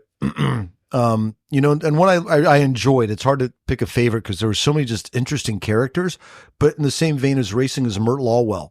Yes. And what I appreciated particularly about Mert and his interview, we all know on any Sunday in his racing and his championships and, Fast as Fury on the flat track, but he was so passionate about talking about making prosthetic devices so that amputees could ride motorcycles. So he engineered, if people don't know, this cup and ball system that allowed people, and a lot of vets to, I think, take advantage of this, allow people that have lost an arm to still ride motorcycles. And the funniest thing about that interview, and he talked about the first prototype that was kind of connected to the handlebar, his buddy with one arm crashed it, and the bike just drug him 30 feet down the road. He said, okay, we have to improve on that. And that's when he came up with his ball and cup system. But I liked Mert because he was passionate about helping people at this point in his career where he was able to do that. So that was a memorable one, at least. That's cool. Anyone else have a favorite? Wayne Rainey was pretty cool. Yeah. In my mind, it's like I was thinking, whoa, we're actually interviewing a world-renowned GP star, and it's like, did we make it? Are we making it? I mean, like, what the fuck? Well, not just that. We did it at the Talbot Museum with his bike, and then got to go over to the bike and talk about the bike. Yeah, dude, that was super cool. And I genuinely thought the biggest highlight was meeting me. I'm crushed. It was pretty good. It's right up there. One of my favorites, and it looks like Dee and Chris agree with me. Debbie Evans, the stunt woman, who's won 7 stunt Taurus awards. She was the Matrix, the Trinity, like that Ducati chase scene. It's just so amazing. And that took me like 3 years of constant emailing until I could finally land that. That was a really big one for me. 3-year harassment campaign. No, but I mean, for me, that was like my grail. But also, Gary Davis, the other stuntman. Yeah. Emma, do you remember going up? Oh God, wasn't that airport, fantastic? Yeah. And he thought that we were coming with a video crew, so he had arranged like show posters and hung out racing suits and set up his whole warehouse for us. It's just as idiots with a recorder.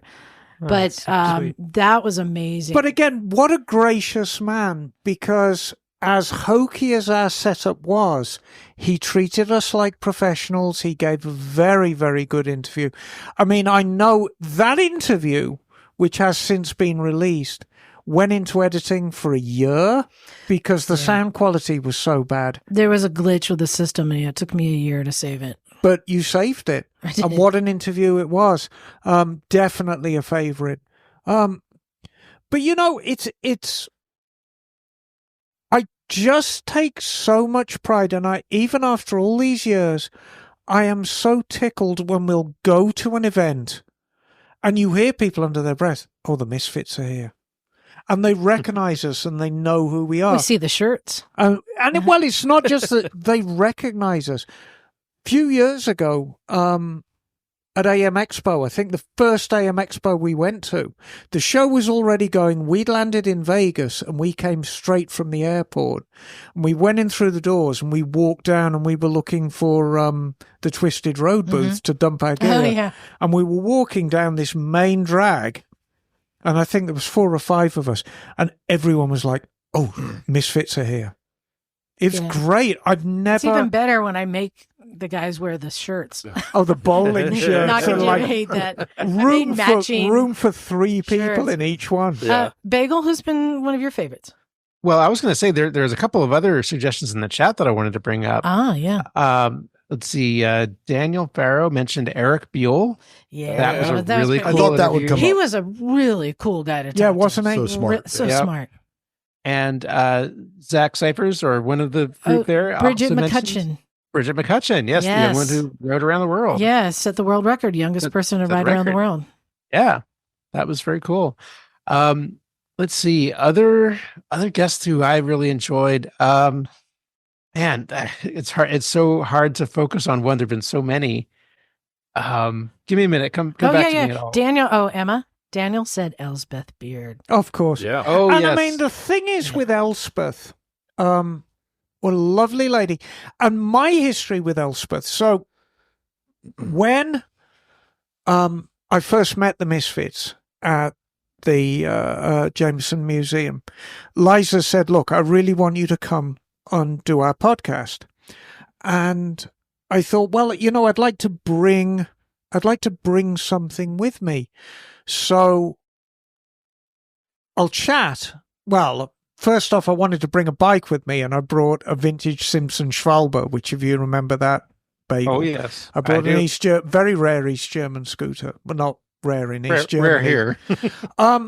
But I wanted to have a little chat on the podcast about two very, very iconic women in motorcycling. One who was still alive and one who had passed on, and that was Beryl Swain, who was really competitive at the Isle of Man when really there were no women in the sport whatsoever, and they actually banned her from riding because they brought in a minimum weight requirement, and she simply couldn't meet it unless she lived on hamburgers for a year, and that wasn't going to happen. And then, of course, Elspeth Beard, and so I talked about Elspeth Beard the very first day. And then not 18 months later, there we were interviewing Elspeth from her bed. Yeah. And then, of course, we met in person not long after that. Oh, yeah. I mean, Steph and I got to ride in Pakistan with her, and then she came here and did the book signing for you guys who weren't here. Elspeth Beard was on a book tour, and she was going from San Francisco to LA, but we threw in an extra stop, and she was in our little Costco carport tent, and it put out the word, and people showed up, and there was a line in the parking lot of people for the book signing. They walk up and they're like, "Is this the right place?" Right. Yeah, she's and I in a little cardboard tent in the parking lot. I recommend to any of you, if you haven't read Lone Rider yet, go to Amazon, go to your local bookstore, buy a copy of Lone Rider, read it. It is an amazing book about an amazing woman. Well, I think this is a perfect opportunity. There's another book written by another amazing woman that we would like to give away. Yeah. Really? Yes. It's our Me friend and the monkey. Wendy Crockett. There it is, Wendy Crockett. So Wendy Crockett, Queen of the Wild Frontier. No, this is a special prize. So Wendy's been on our show. She's a good friend of mine. She is in Australia right now. Good day, mate. With her riding partner, Ian. And I hope he got a new bike. I've asked her to get them both together to sign a book to bring back to give away, because right now people have only gotten signatures from her, unless you're in Australia, because they haven't been together. So we've got her getting a book and bringing it back from Australia to sign. Bagel, how are we going to give this book away? So we are going to give this away to the person who is on the Zoom right now, who has the highest number of years that they've been riding. Ooh. Who has the most years ridden? How come you never do the least number of years ridden? That's almost more impressive. Yeah. So let's start hearing. Ian's got 31 years. Emma, how many years have you been riding? 47.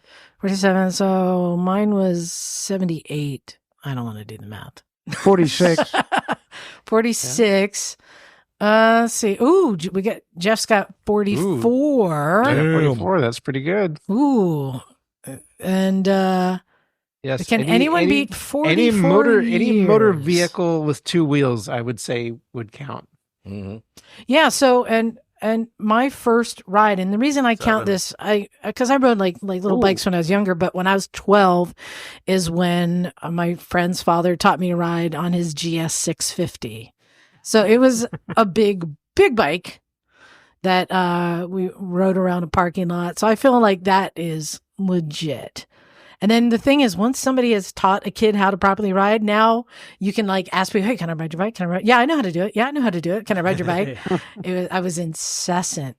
So, no, we're not going to do the math for you, Les. Cat fox, mate. From 1971. Oh, he's got a speed. He's got everyone beat. That is 53 years. Coming up 54 years. He's beaten everyone. Zach, nice try. 80 collectively, Plus everyone one. in the room. I can beat that. Oh, Neil, how long have you been riding? 55 years. Oh, but unfortunately, you're not I'm not eligible for a eligible. prize. Nope. All right. Mary just started riding at 57. That's pretty cool. Nice try, Zach. Adding them all up. I think, Les, you might be getting this prize. That's the second prize. See, it pays to be old and far away. Yep. Just give us your AARP card number and send that prize. I think I don't think they have AARP in England. I think Mary should get a prize. No, but you get a bus pass. You get a bus pass. Oh no. Well, I Les tried, Mary. Moore, I'm sorry. Congratulations. You win Congratulations. Pushing Miles book from Wendy Crockett. Have you read it yet?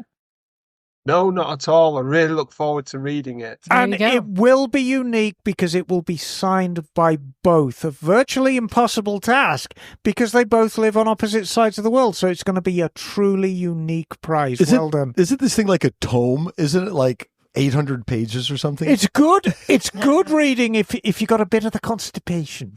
So if you want to sit and make a big ordeal of it on the toilet for an hour or so. You could use it as masonry. What was the other thing that bowel movements were solving earlier?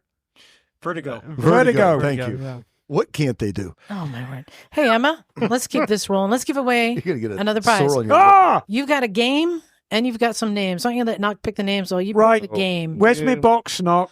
Which game do you want to play, Emma? Pick the names. I am going to play e-bike, supervillain, or big pharma. All Let's make that 8 rounds. Name one. 8 rounds. Okay, 4 so each. the object of this game, I want you all to pay attention, even though you don't know who you are yet.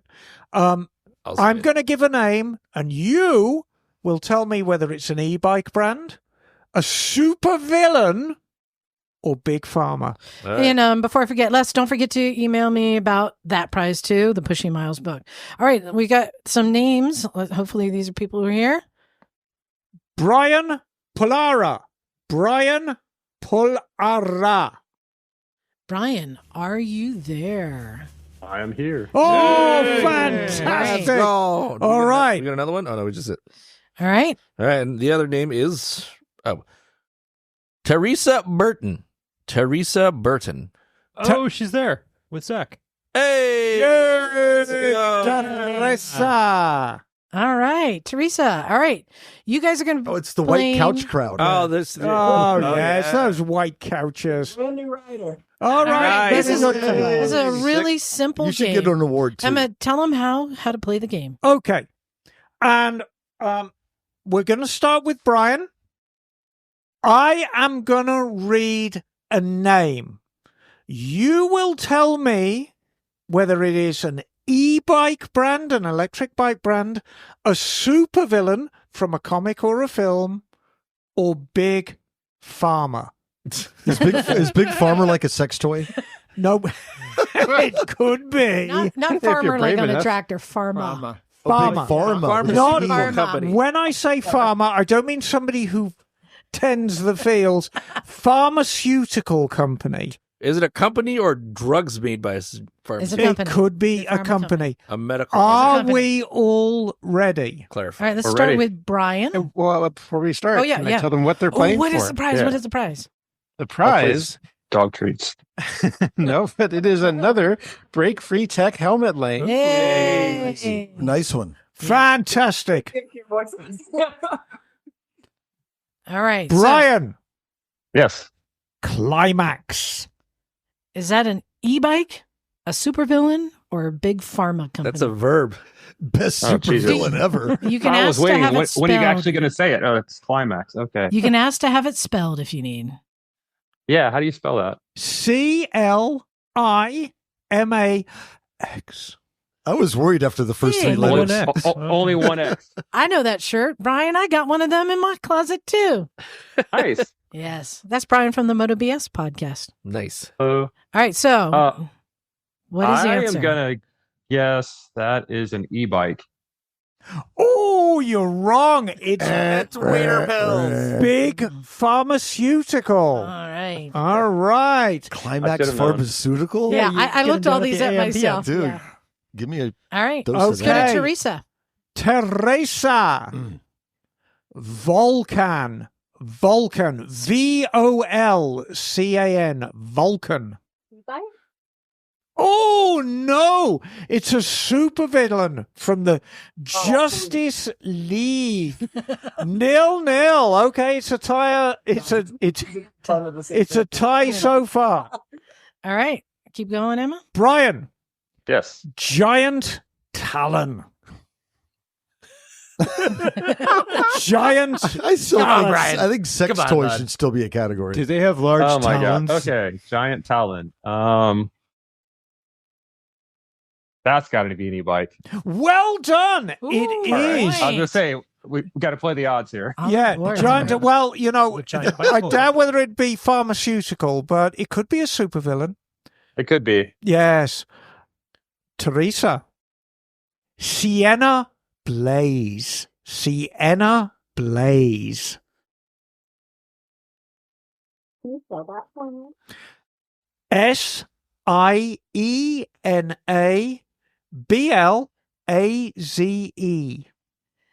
While you're guessing, Jim, you can't read that because you have bad eyesight. What does it say? Paul said, Mary said, Jim, always the perv. Love that dude. Well, seriously, All I'm right. gonna give Knock the Great Talon here in a All second. right, Teresa, what is Villain. Oh, well done. Sienna Ooh. Blaze is a supervillain all right? from the X-Men. So 1-1. We got 2 more to go. Right? Okay. This is Brian. Yes. Sinestro. I'm pretty positive he's a Green Lantern villain, so I'm gonna go with villain. Well Are done. you bringing actual knowledge to this? It'd also be a very good name for something you stick up your nose. Or like So, the Spanish fly. All right. I'm surprised you went with those. I haven't heard that since like 1982. okay. Teresa. Otherwise known as aspirin. Hyper Go-Go. We're gonna do that in Vegas. E-bike. E-bike. Well done. I like that 2-2. confidence. And this is the last round. This so- is the last round, so we both need to be on the ball. Okay. Cracking his knuckles. Ready. So ready. So ready. He's gonna take his shoe off in a second. Okay. Brian. What about Chancla? Not my shoe. Yeah. Oh, here comes a shoe. Retalio. Retalio. Oh boy. I'm gonna go Big Pharma or Evil Pharma or whatever it's Well done. It is, in fact, Big Pharma. I kind of like the Evil Pharma. What are those fucking antacids from Italy or something? I believe so. Ritalio. All right. So, Okay. Teresa, that means the you need Italian to, Spider-Man. you need to get this right to tie. Absolutely. Teresa. Archimedes. Archimedes. Is that e-bike, a supervillain, or Big Pharma? He's super villain. Oh, I'm sorry. It's Big Pharmaceutical. Brian, Evil Pharma. it's yours.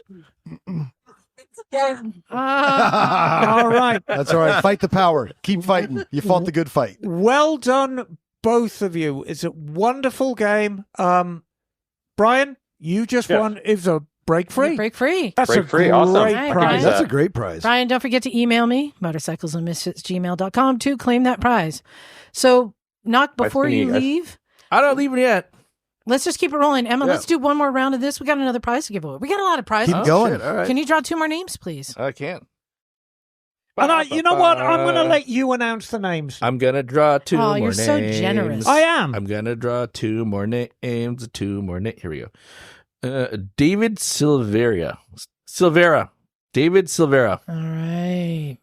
David, you're there, aren't you? I'm here. David. Hey. Is it David or David Silvera? David Silveira. Okay, David. Hey, we're cultural up in this bitch. All right, we need one more All right, player. here, one more.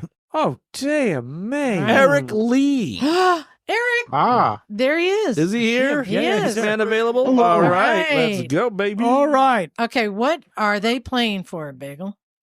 They are playing for 1 ticket to the Misfits Rally with Yay! Breaking Away Adventures, which is a $400 value. Yeah, this is for our rally in April. This is a free ticket. One of the things that I think is great. We really got a great caterer last year, and to have our meals made for us there. We had our own kitchen set up there. Such a good job. All right, Emma, let's do another round. And I want to point out that this is a complete weekend. It includes food, the campsite itself, although you have to bring your own tent, and the unique and really tantalizing Liza and Emma burlesque. With occasional I don't groping. think I should keep doing the lap dances for people. I think I've scarred them. No, I think it's absolutely Thing of jolly. You just have to ask now for that you consent, got your Liza. knee done. Okay. Now that your knee is done. Right. So David and Eric. David and Eric, we're playing the same game as before. I'm going to give you a name, an e-bike, a supervillain, or big pharmaceutical. David. Okay, I'm here. Narak. Wow. Big Pharma. No, that's incorrect. I am sorry, David. It's an e-bike. Oh. Okay. Okay. Sounds a lot like Supervillain. Eric. That's what I would have said. Eric. Okay. Ubrica. URBRICA. Ubrica. Oh. E-bike. Well done. Yes, it is an e-bike. All right. David. Bullseye. Oh my God. This one's easy. Supervillain. Yes. Wiener pills. Well done. He is apparently the nemesis of Daredevil. Mm-hmm. Eric. Axial. AXIAL. Axial.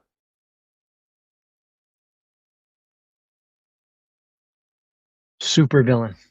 Oh, I'm sorry. It's big pharmaceutical. Wow. Isn't it funny how three completely different categories No, can sound absolutely. so similar? But what makes it interesting, we're halfway through the game, and it's a dead tie, isn't it, Bagel? 1-1. All right. Let's do some easy ones.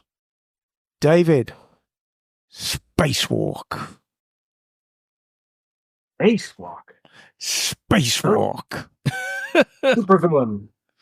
Oh, no, it's an e-bike. It's microdosing. Spacewalk. Okay. Eric. Titan.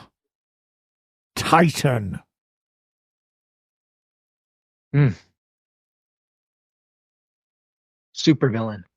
Oh, no, it's big pharmaceutical. Oh, my God. I would have never guessed. More wiener pills. That's from business or something? All right, this my is gosh. last round. We're still tied 1-1, correct? We are still tied 1-1. So I need one of you to get this question right. Otherwise, I'm going to come round to your house and I'm going to fight you. Damn. David. Oh. Ramblers. God. Don't fuck up. E-bike. Yes, well done. It is an e-bike. All right. So, Eric, you need to get this to tie. Yeah, Then we go to the tiebreaker. Okay. Eric. Phoenix. That's not easy at all. That's the whole Phoenix. game. I like the commentary.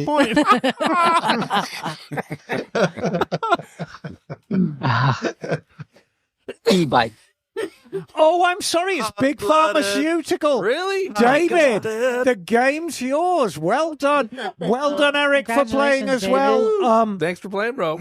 And David, I sincerely hope to see you at the Misfits Rally. I'm somewhat comforted because I know Eric's going to be there as well.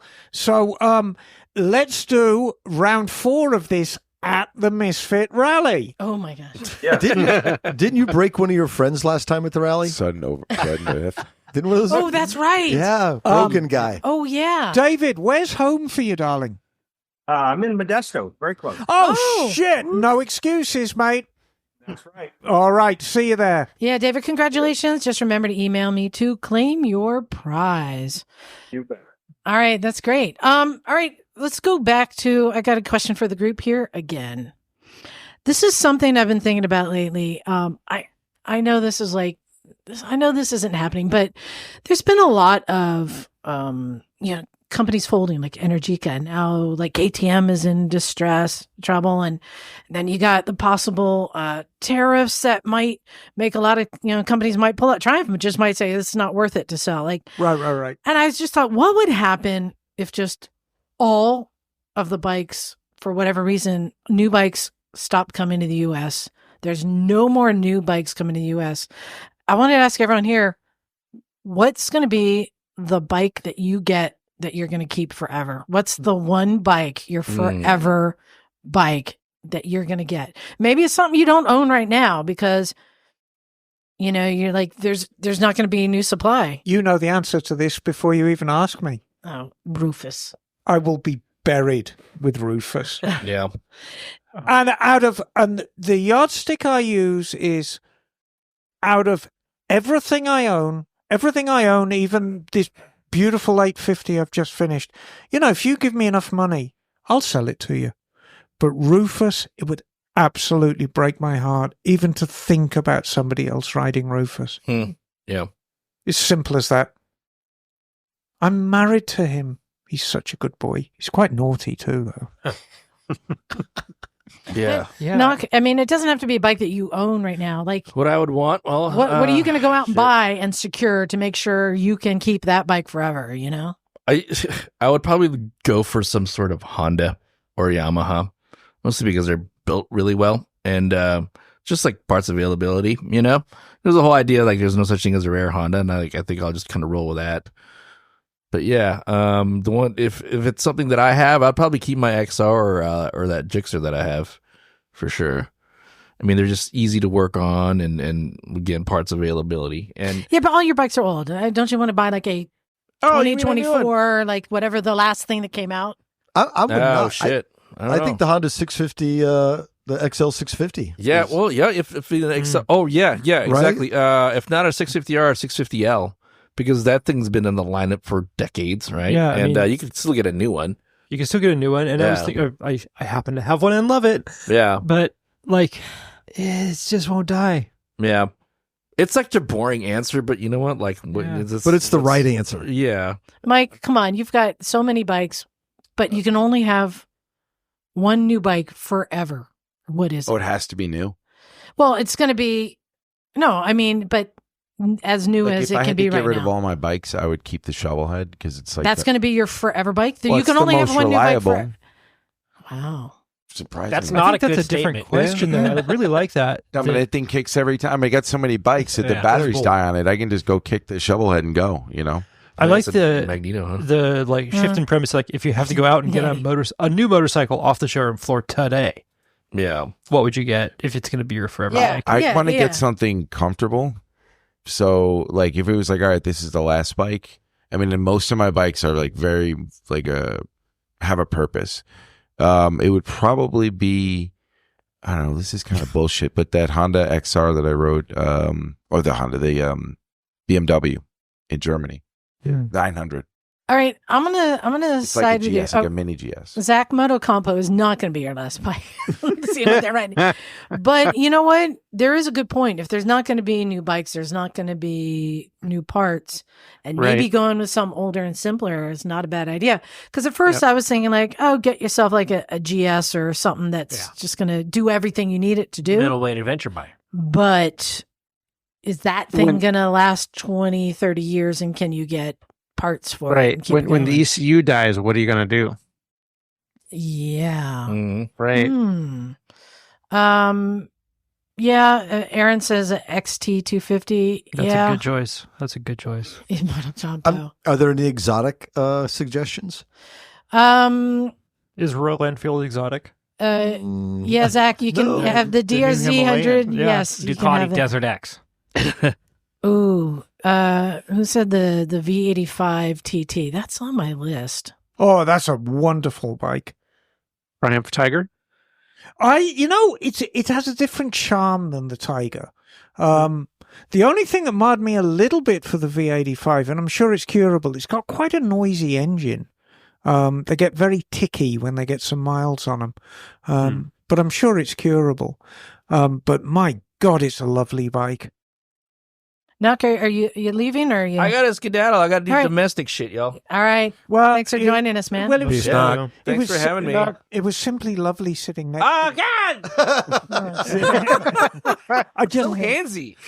You're one of them slutty girls in high school that I liked, didn't you? Yeah, yes, I was one of them. I think I'm going to sneak out of here too. You say slutty or sweaty? Sweaty. He said sweaty. Hey, everybody, thank you for jumping in here and hanging out with us. There's a lot of people out there in the electronic world, and I know you guys are real, and every once in a while we do this kind of stuff, and we realize you're the real people. You Roy, exist, that is. Roy, did you have a comment you wanted to share? Yeah, he wants to say fuck knock. Naturally. Yeah, that was your chance, right? Yeah, You blew it. Thanks for joining us, Knock. Thanks for having me, guys. Y'all have a good one. somebody Happy has my 600, keys. yeah? Hey, Charlie, are you leaving as well, Charlie? Charlie, what's your forever bike? You said. Well, I mean, KLR 250. I mean, the two strokes are a good thing to buy right now because you're not really going to be able to keep buying. Why not a two-stroke? I mean, if I wasn't in California, a two-stroke would be pretty sweet. I got a green sticker 300 if you want it. You're allowed. There's no more red sticker. Yeah, but Yeah. if you buy a brand new bike now, it's not going to have any stickers. It'll be competition use only. 2022 and before green sticker. I got a green sticker. KTM The next 300, bike I'm anybody wants buying it. is going to be a Husky 501 plated dual sport, and I'm going to probably have that forever. Yeah. Well, I'll tell you what's a pretty cool bike that was actually visited the garage today that I don't know much about, but it looked pretty interesting. The KLR 250. No, we actually had the new Royal Enfield Himalayan 450. Yeah. Oh God, yeah, that's a great looking bike. Thing looked good. It looked pretty good. I mean, a bike like that, I think like the Tenere 700 or the Ibex or that Royal Enfield 450 is just a comfortable bike that can do a lot of stuff.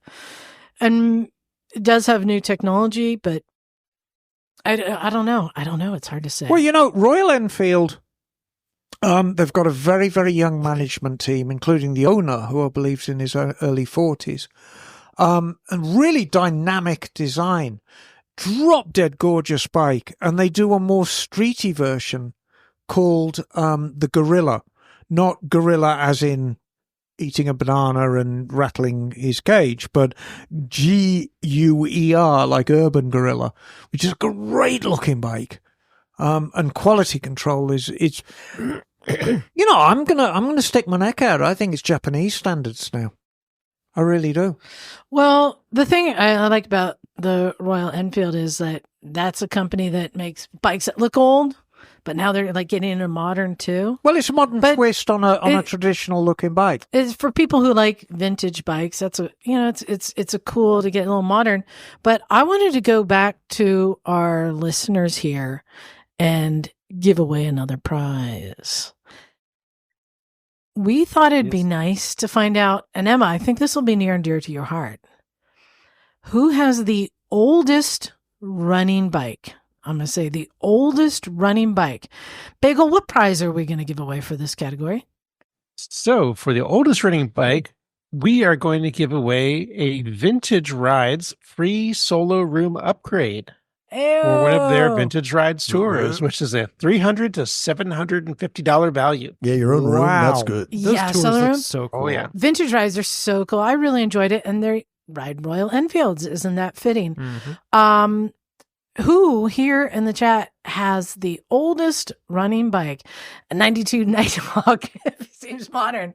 We have a 74 Suzuki GT550. Yep. An 82 That's Chris. Seiko 650. 73 Ironhead. Yeah, 73 Ironhead. What's your oldest running bike, Mike? 72. Ooh. There's a 63 Tote Goat, too. There you go. And yeah, 64 Vespa Allstate as well. Right. Very cool. They're coming in now. Vulcan Scooter Dan. Awesome. All right. An antique. Is a 98 an antique yet? Wow. It's 26 years old nearly. Yes, it is Oh my 26 gosh. years The old. Red Hot Chili Peppers are classic rock, so yeah. Oh, that's so weird. I literally think I have underwear still from 92. You know what you're getting for Christmas. That's classic So rock too. let's see. I think the thing to be 63 Tote Goat is is the oldest thing to I be. see so Wait far. a minute. No, Anybody? Shirley's got a new entry. Oh, does she? Ooh, I saw Ooh. a dream. What do you got, Shirl? 77. 1962 California or CA 77 Dream. Yeah. Well, there you go. That's the Ooh. one. Does Let's anyone see. have anything older than 62? Older than a that's running? 1962. We got 1962 in the house. I know I don't. I think we're going to give away a prize to Shirley. Shirley, are you there? Come on in and unmute. I want to hear about this dream. 1962. Fantastic. Shirley.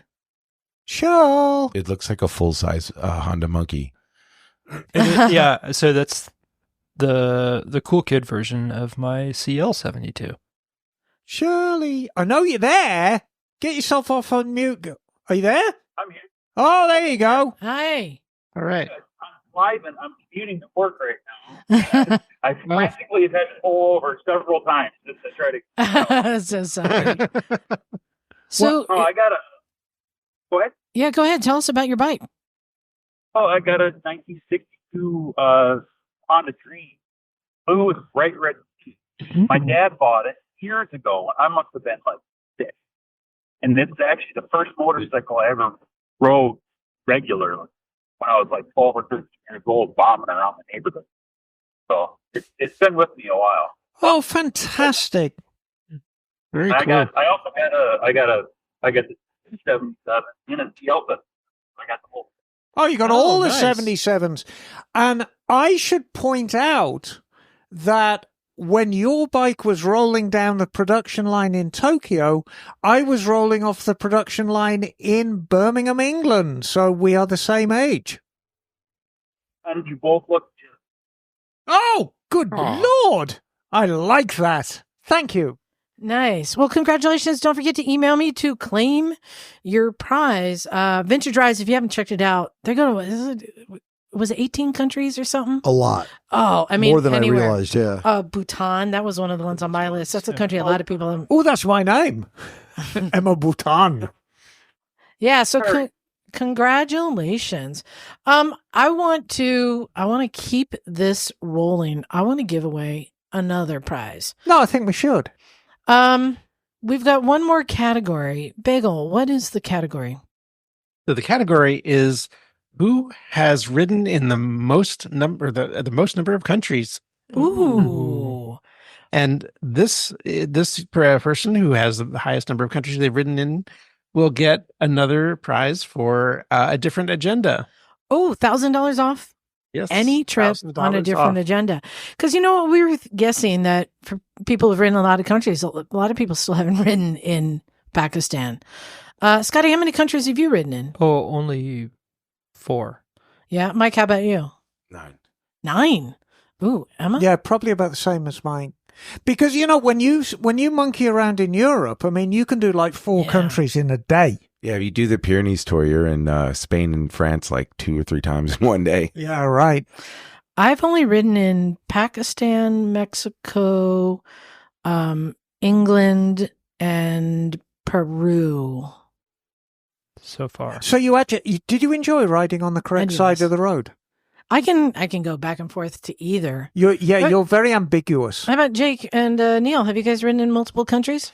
Yeah, I think about 6 for me, including Ireland and Northern Ireland, Mexico, Tahiti, which would be France, Rarotonga, which would be New Zealand. I'm missing one somewhere. I'll have to think of it. Charlie, how many have you ridden in? Well, here, the Netherlands and then Germany. Yeah. All right. I mean, the Netherlands and Germany was all like within 2 days. All right. So just to give a base for everyone to compare to, Jim, how many countries have you ridden in? 2 here in Scotland. Hey. Oh, and I would just keep riding around America if it was up to me. Yeah, but I know. So let's see. In the chat, looks like Ethan's been in 10 Can anyone beat 10 countries? If not, Oh, Steph has 14. Oh, Steph coming in heavy. Steph. You might 14. have me beat, actually. Nice. All right. And can anyone beat 14? Oh, see, this is Steph. She had a chance to win she almost won the a different agenda 1,000 off. So I think we're going to go to Steph with 14. Steph, do you want to claim this prize since you've already been there? But again, you can use this for his Vietnam, or I think he's still doing Tanzania trip also. Sure.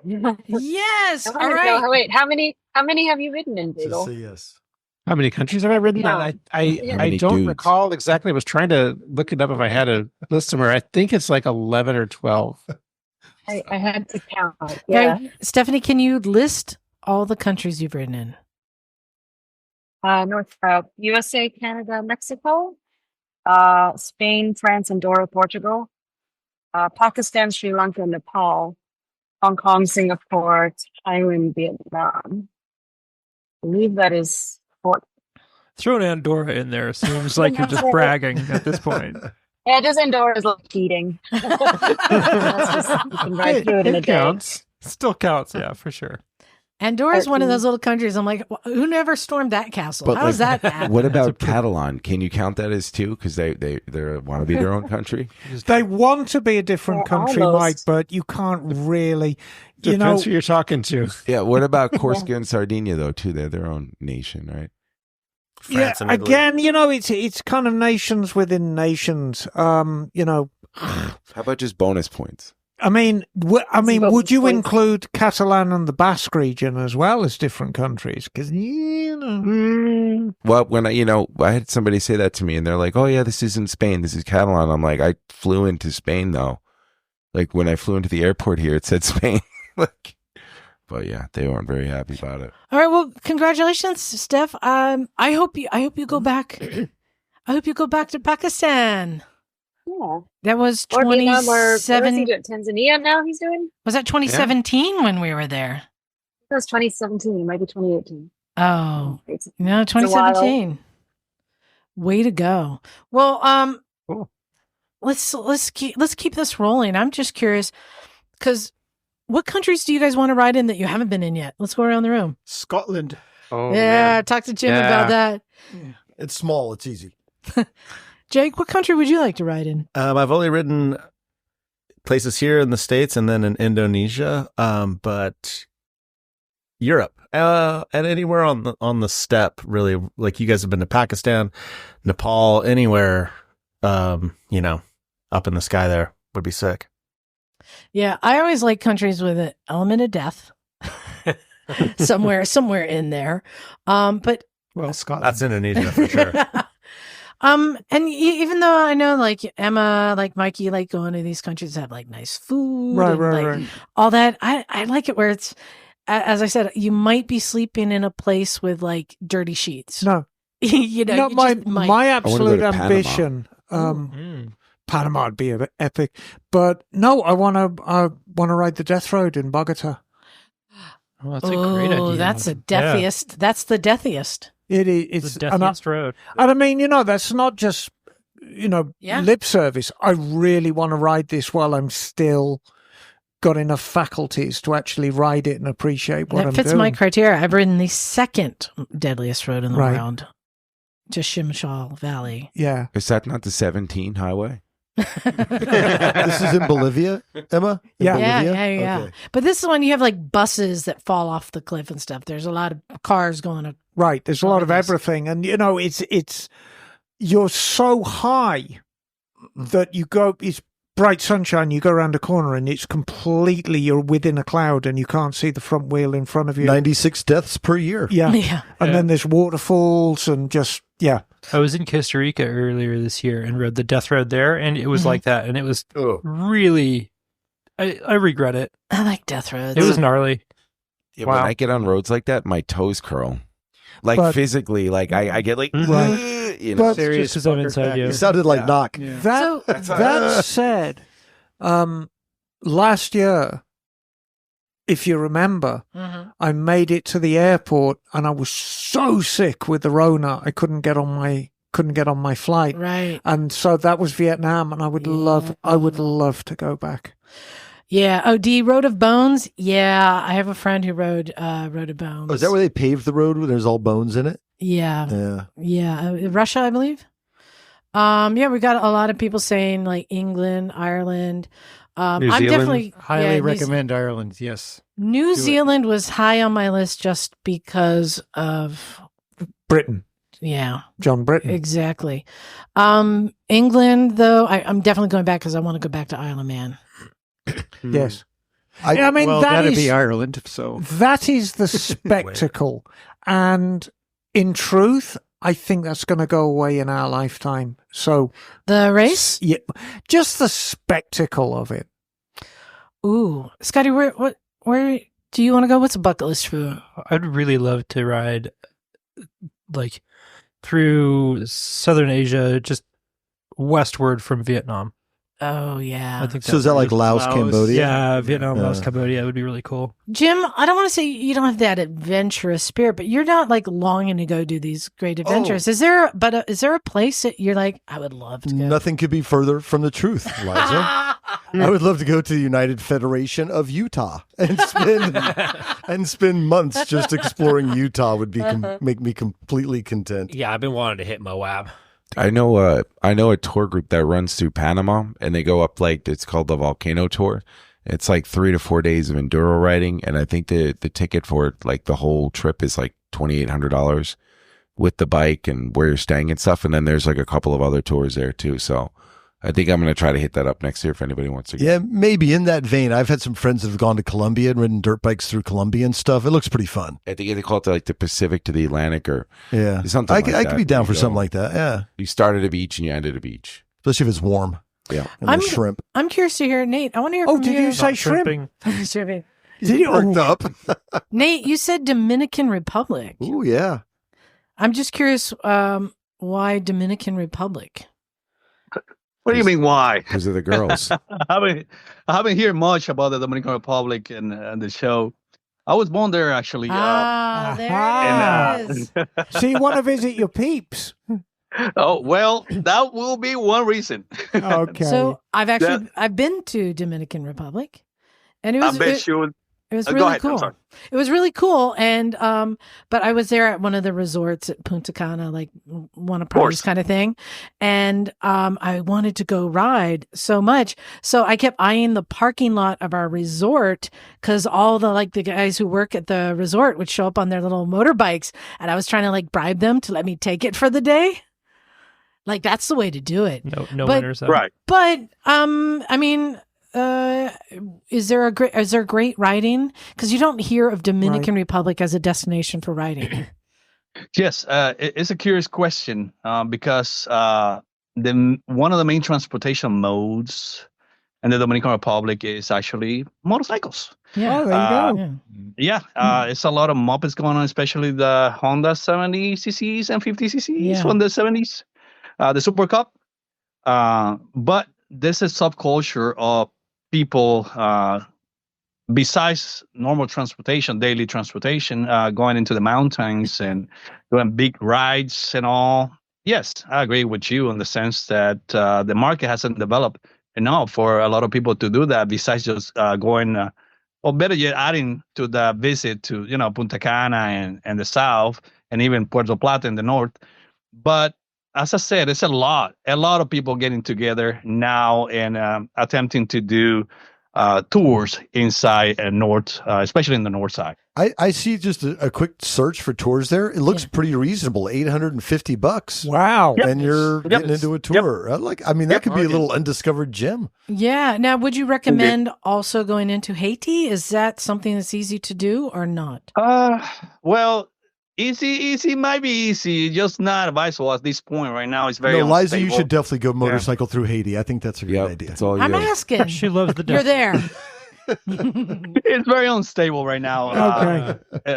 On the sense of security, Yeah, if you want to Right. dodge bullets, Just don't stop. Well, you didn't want the death probably, element, Liza. Probably I more think you're than good. dodging bullets. yeah, could be. And, I just wanted to say I've met so many people over the years from the Dominican Republic, and they're the most beautiful people, both inside and out. So that really has to be the number one reason to visit, because I know you're going to be assured of a very, very warm welcome. Is that true? Indeed. It's very warm people, and it's not more as of recently. You can find those easy to access, easy to pay packages for vacation and all. A lot of people goes to Punta Cana and all. However, the natives Dominicans, they are known for how warm they are, how open they are to visitors. They share their food, from the house without asking. That's a very given element of the Dominicans. With that said, I believe we have a huge potential for motorcycle touring, and I believe in seeing some friends of mine that are actually doing it right now. I think the market is moving fast into that direction for accessible packages too. Yeah. Wow. I'll tell you, my experience there is like all the tourism was like going to resorts at the beach where you're drinking and hanging out by the pool and going in the ocean. And that is the last thing I'm interested in doing. Drinking is a thing. Drinking and hanging out by It's the a pool. thing. Well, so that's why everything I was doing was like, I got to sign up for like an adventure, and I went and did the zip lines because we got to take a bus up into the mountains, and I wanted to see more of the country. Right. But they tend to try and get all the tourists just down into like the beach, right? So I didn't know how much tourism there are, but it is beautiful. So I have homework for you, darling. Set up a tour for us with your friends.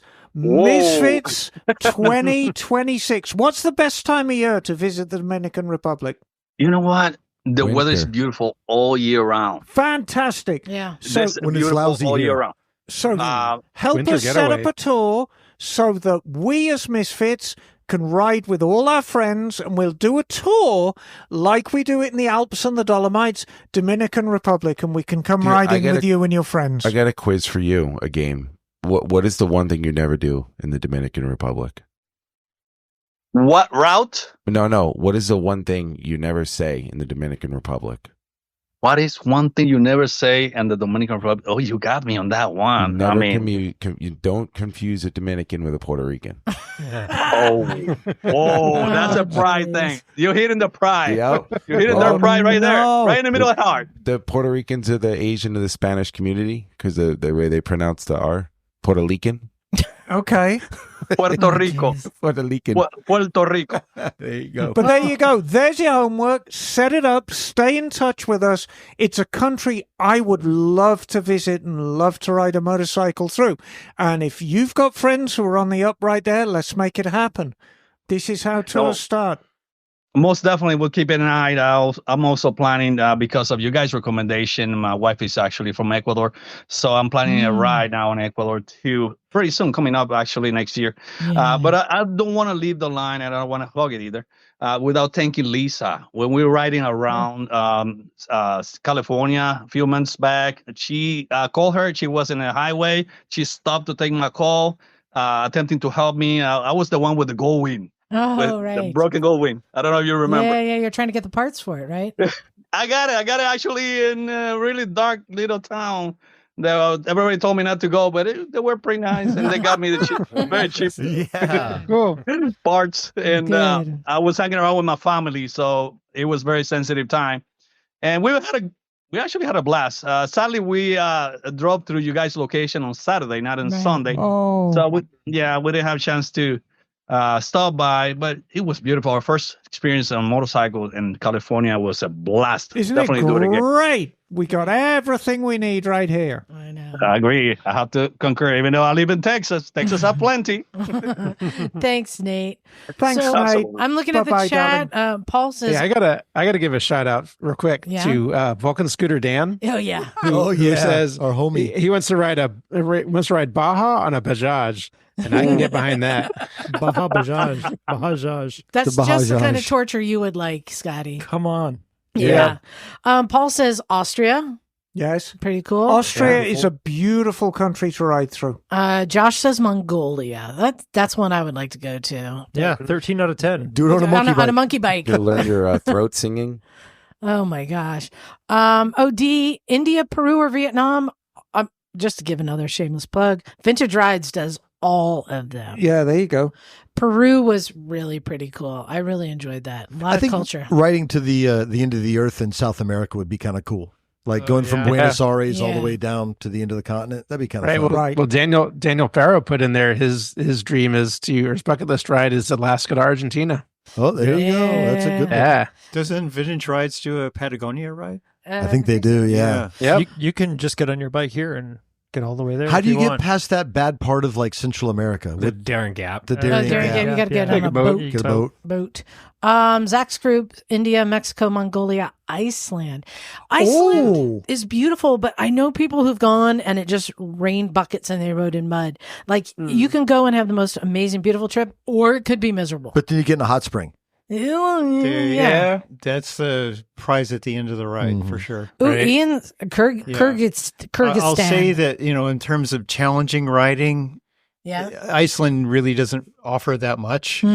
There's wonderful scenery. You can see the glaciers above and get to those. But in terms of just the actual riding experience, I don't know. So. What about Australia? That doesn't come up often. A lot of people are, because everything there wants to kill you. Yeah, true. Bears. A lot of people are saying New Zealand. That is pretty New Zealand cool. looks pretty epic. It looks beautiful. Yeah, Roy, Mike, all New Zealand. Maybe Emma? Norway. Should we start a Misfits in New Zealand? Has some God awesome riding. almighty. That is a long way to go. Yeah, but Kat does a tour in Australia. David says Morocco. That sounds cool. I'm down for that surfing side quest. I need a new fez. So Morocco's the place. I was looking at the Monkey Run Morocco just wrapped up. Oh, right. They do that there too. Ooh, was the book The Alchemist? It's just a fez. Hey, Mike Williams, come on into the chat. Unmute. I want to ask. So Mike says wants to go back to Japan, lived there for 2 years before he rode a motorcycle. Domo arigato gozaimasu. I'm curious. I mean, that's the motherland of most of our motorcycles. What is riding in Japan like?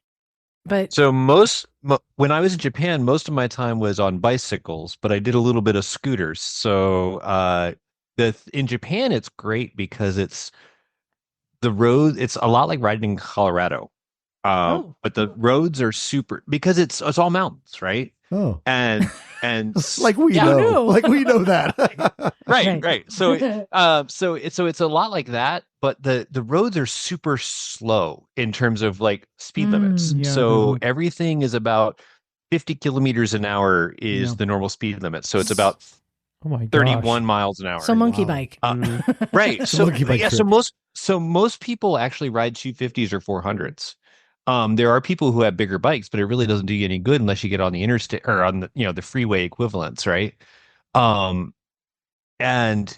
you're really, because of the tolls, you don't get on there very much.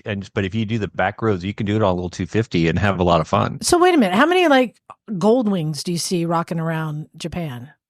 Historically, not very many because they were super expensive. They were super expensive to import, and the Goldwings were built here. They were built for the American market. Yeah, they were built in Ohio. I think they're built in Japan now, but they historically were always built here because a big 1,200, 1,300 bike isn't going to do you much good in Japan because the roads just, you're not going to ever get that fast. So Emma, for you, if you were going to go to Japan, what would be the perfect bike you would choose? This could be modern, classic, whatever. Like, what's your, or maybe it's a bike that isn't here that's only in Japan. What would be the Japanese bike you'd want to ride in Japan? I would love to ride probably probably a Suzuki GT 380. And I know there's a ton out there because they're very, very loved by the Bosuzuku. I was going to say a Bosuzuku bike is what you would be riding. Yeah, probably. But the Suzuki 380, that's the smallest of the 3-cylinder bikes. They sound great. They're punchy at lower speeds. It'd just be so nice riding something vintage and two-strokey around Japan. I would echo that, but I would choose an NSR 250. Ooh.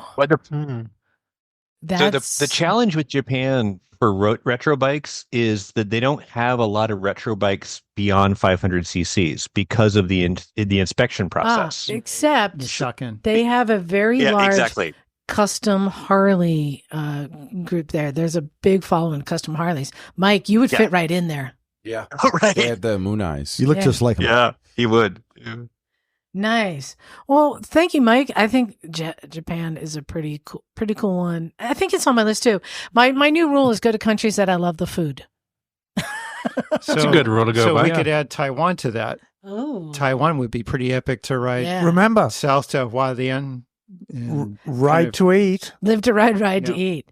Well, we're wrapping up. So we got 2 emails. Emma, one for you to read that's very short. And then Bagel, you have one queued up? I do. All right, let's go for it. Emma, you want to read yours? Yeah, this is from Matthew Trumbo. Liza and the gang, writing to let you know that Paul Cooper and myself are planning to attend the Leod Escapes Tuscan Trip and R in September 2025. I just gave you the dates, Matthew. The trip dates at this point are tentative. Well, they're locked in now, but Paul and I are committed and cleared with our better halves. That's always a good start. We are hoping that Emma and Liza and any of the gang there at the Recycle Garage will also attend. Love to hear from you, Matt. Now, we know I'm going because these are the trips. It would be lovely to see Liza there, but I want to make something very clear. Every single one of you listening to this, every single one of you in the room, every single one of you that I'm looking at the screen right now, you're all misfits. You're all part of us. Come and join us. Have some fun. There you go. All right, Bagel. We got one more email. I do. I've got an email here from Cameron. And the email, he writes, muscle bike / two-stroke guy. Yeah. He says, good day again to everybody at the Recycle Garage. It has been a couple of years since I last sent an email. I've still listened to every episode in the meantime. I had to let my Patreon membership expire when my credit card expired, though. So I have no right to ask anything of the illustrious Miss Emma at the moment. I'll struggle through on my own until I get my finances back in order. I felt I'd better let you know that I have a 97 Yamaha VMAX. Yes. I bought it from a guy that I took a motorcycle course with. During the course, I first taught him how to bump start the thing.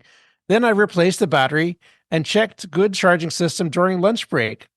When he offered to pay me for helping, I just told him to call me if he ever decides to sell the bike. Less than 6 months later, he did exactly that. And now it's mine. It's the bike that I never knew I needed until I had it. And wow, do I love it. Can't believe the acceleration on that thing. And torque too. 5th gear alone is good for going anywhere from 50 kilometers per hour through town to 250 kilometers on the highway. No need to downshift, just twist the throttle. I've never topped the bike out, top speed, and don't expect to ever need to either. My name isn't Dave. I'm Cam. I'm also two-stroke guy. Yeah. Muscle bike and two-stroke guy are the same guy. Oh my gosh. Just like your other listener that emailed last week suggested. VMAX guy is two-stroke guy also. I have many dirt bikes and a few street bikes that produce a power stroke every single revolution. 2 and 3-cylinder street smokers even. The VMAX is a real muscle bike. It actually has a real neat airbox design that causes an extra power boost after 6,500 RPM. And it comes on rather strong and sudden, just like a harsh power bound on a two-stroke engine too. I usually ride my V-Strom 1000 most places though. It's my do-everything in all weather and through multiple conditions bike. Yay, V-Strom. My grocery getter as well. Same here. I guess this email is pretty long already. I will cut it off for now after announcing that I now have enough reason and excuses to ride to the recycle garage finally. Yeah. My daughter just moved to California, Chino precisely. And I'm hoping to plan an epic trip for next summer to visit her and visit you.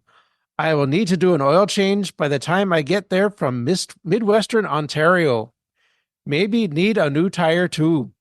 See you then. Keep up the awesome Cameron Cole. Thank you. Love it, Cameron. Thanks, Cool. Denver. Well, for this next segment, I call this Jeep Talk. I want to find out who's got a Jeep. I gotta go. I'm out. I gotta go pee. All right. Enough. No, I wanted to thank everyone for joining us tonight, but also all of our listeners who really made this fun for all of us and made it feel like a giant family. All you guys for sticking with us. It's pretty cool. Emma, you got anything you want to say to our listeners? Yeah, I mean, I said it before, community is everything. We all share this visceral love of motorcycles, and that's what binds us all together. And if you look at the friendships you form in your life, there always has to be some commonality between you. Otherwise, friendship simply can't last. And having something so large in your life that looms so large as motorbikes. Oh, excuse me, I belched. I've just pushed a large chimichanga into my face. You were tits deep into that chimichanga. God, it was carne asada and avocado. You forgot that you're on video. They're all watching you. No, I know. They're watching me shovel it into my face. But it's such a pleasure being involved with these things and being part of this show and having such loyal listenership. It's the most wonderful thing. And I'll never tire of it. I think this may be the greatest thing I have ever done in my life. And I've done a lot. Yeah. Anyone else want a message for the listeners? This is your chance. Bring firewood. Keeping it simple. Cool.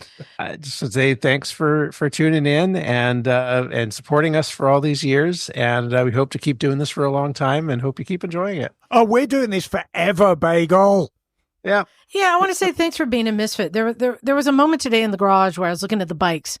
We had the Tenere 700, Jim's Tenere 700, Mikey's chopper. We got Scottie's monkey bike. We had old sport bikes. We had 67 Triumph TT Special. Yeah, we just had a little bit of everything. And I love those moments because I go, that's what being a misfit is. It's that love of everything. And I think that our listeners out there are that same. It's the love of everything two wheels. Like, it's all cool. So I appreciate you guys so much. Thank you for being a part of this. We're gonna do our outro, but we don't have time for, or should we? We should. You know what? No, I think everybody, okay. We can't do everybody's names, but you all know the outro by now. So we're going to go around the room and we're going to do our names. I want everyone unmute right now. Unmute right now. And what we're going to do is when Liza says, and we are out of here, we are going to do a bitching communal cool. Yeah. All right. So. Thank you to our sponsors, everyone who gave the prizes that we gave out today. Absolutely. And to all of our Patreon supporters. You guys are the best, but our listeners, that's everything. Thanks for sticking with us for 600. Time to get out of here. Thanks, everyone. This is Liza. I'm Neil. Jake 2.0. Emma Darling. Mike. Scottie. Naked Jim, son. Charley. And we are out of here. Cool.